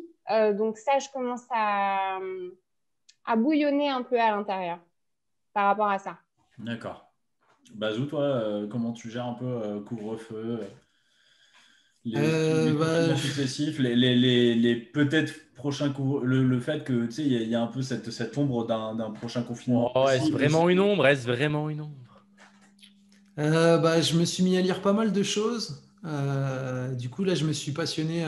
J'ai commencé des cours sur Coursera. Je sais pas si tu connais. Non, je crois que ça me parle. C'est incroyable ce site. Genre, c'est des cours. Tu as tous les meilleurs cours du monde, genre Harvard, Stanford, l'université, je sais pas quoi, les trucs en France de la Sorbonne, top qualité et tout traduit. Bon, je pense que l'économie, elle part bien en couille. Et je me suis intéressé aussi un petit peu à la bourse en même temps et tout. Je voulais comprendre un peu comment ça fonctionnait parce que je vois bien qu'il y a des choix politiques qui sont faits, qui sont liés à une économie qu'on ne comprend pas forcément. Et je voulais voir un peu s'il y avait du lien en fait entre les deux, si ça faisait au moins une cohérence en fait quelque part, même si c'est pas forcément le choix que je ferais, mais s'il y avait une cohérence en fait juste économique en fait à ça. Et du coup, là, je suis un cours de ouf d'économie de Stanford. J'ai commencé et tout. Bazou, il fait quoi en ce moment? Ah, il est à Stanford. C'est ça. Je suis dans mon salon. Je vais prendre mon petit café. Mais la semaine dernière, il était à Harvard. Of course. Et non, sinon, du coup, j'ai acheté pas mal de bouquins là-dessus. Et puis, un peu de trucs de psychologie, machin. Et puis là, je réfléchis un petit peu à des investissements, des trucs comme ça. Puis j'essaye de m'imaginer en voyage peut-être dans les mois qui suivent. Imagine-toi bien. Imagine bien. Sois bien dans la visualisation. Mais ouais, non, en fait, je regarde beaucoup de trucs sur Internet en ce moment. Je regarde des vidéos Là, j'ai regardé des trucs sur le e-sport. En fait, les trucs qui se développent un peu, genre... Bon, ça va probablement pas être notre quotidien, mais il y a des choses qui vont être amenées à rester, je pense. Et du coup, je préfère un peu plus déjà m'adapter qu'être dans un truc où à penser à l'avant. On ne sait pas ce que demain va être fait. Ça se trouve, ça va être comme ça pendant longtemps. Ouais, voilà, je m'adapte et puis voilà quoi. Toi, Slimane? Moi, ça n'a pas trop changé ma vie, à part le fait de pouvoir sortir, faire un peu la fête. J'aime bien faire la fête avec mes potes, tout ça, les soirées techno. T'as l'air un bon vivant là, tu m'as l'air en pleine déprime par contre. Pas mieux quand même. Hein. Non, bien voir mes potes, faire la fête. Vends-toi. Non, mais c'était dur, mais j'ai pris le temps de travailler un peu sur moi, donc ça m'a fait du bien. J'ai fait un régime, j'ai perdu 15 kilos pendant le premier confinement. Ouais. Ah oui, tu as été efficace. En moyenne, les Français en ont pris 3, je crois. C'est ça. Ouais. Donc, c'est bien. Perdu 15 kilos. Mais Slimane, il n'a pas mangé pendant tout le confinement. Vous ne pouvez pas aller faire les courses. Il a dit confinement, je ne sors pas. J'en ai rien à foutre. Ouais, je mangeais de la bière, voilà, et ça marchait bien. C'est l'équivalent d'un steak? Non, j'ai même arrêté l'alcool quasiment complètement. Comme quoi, on ne prend pas que des bonnes décisions. Donc, non, mais ça m'a fait du bien. Puis pour le grind, c'était quand même une belle période. Voilà. Après, j'ai pris le temps aussi de relier un peu avec la lecture. Je me suis acheté pas mal de bouquins sur Amazon. Alors déjà, les bouquins, faut pas. Moi, j'ai arrêté ça. Il faut pas les acheter chez Tu Amazon. l'as dit tout à l'heure à peine. Tu parlais du bouquin de Joao, tu as dit Bien que tu sûr, l'as acheté sur Amazon. bien sûr que je l'ai acheté, mais bien sûr que je faisais, je le dis, j'ai acheté les bouquins sur Amazon et on en a parlé il y a 2 semaines et je ne le fais plus et il faut surtout, non mais surtout dans la période dans laquelle on est où il faut un peu privilégier. Moi, je suis entièrement d'accord. Moi, j'achète pas de bouquins. Les commerces un peu comme ça et surtout les libraires, tout ça qui sont en galère et non mais je suis le premier à prendre la facilité à commander mes bouquins sur Amazon parce que je les voulais 2 jours après dans ma boîte aux lettres. Et, non, Pour les lire 3 mois après.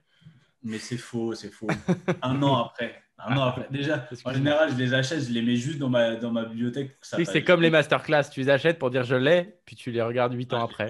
Ça, je les vole. Voilà. Donc, mais voilà, c'était. Je sais plus pourquoi je disais ça. Ben voilà, mais c'est pas grave. Oui, c'est mal de commander sur Amazon, mais bon.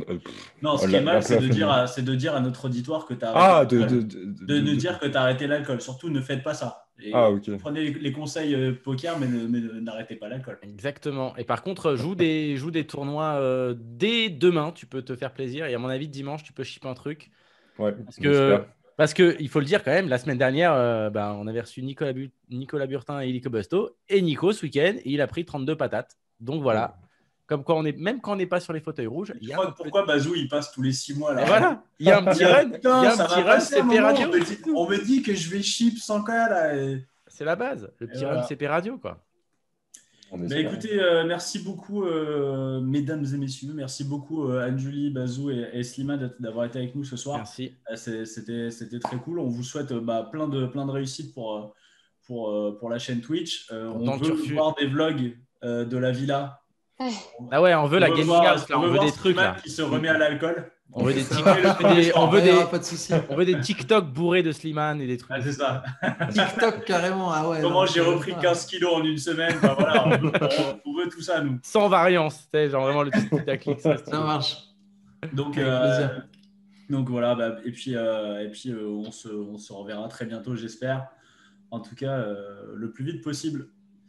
Et nous, on va faire une petite pause et après, on aura Owais Ahmed, qui est un joueur de mix game que Gaël va nous faire découvrir. Je ne sais pas où. Période mix game. Aux États-Unis, je crois. On va faire une petite pause et puis on revient d'ici 10-15 minutes. Merci beaucoup à la team dans le Turfu. Merci à tous. Twitch dès demain, c'est ça? Peut-être pas dès demain, on est en train de refaire le graphisme. Demain, on peut pas. Ça bosse, attends. Non, mais on essaye de tout faire bien pour lancer un truc cool, mais probablement bientôt. Ouais. Très bien. On suivra ça avec grand intérêt. Merci beaucoup. Yes. Merci Chichi, merci Merci Corinne. la team. Salut. Merci à tout le monde. Allez, ciao. gros bisous. Ciao.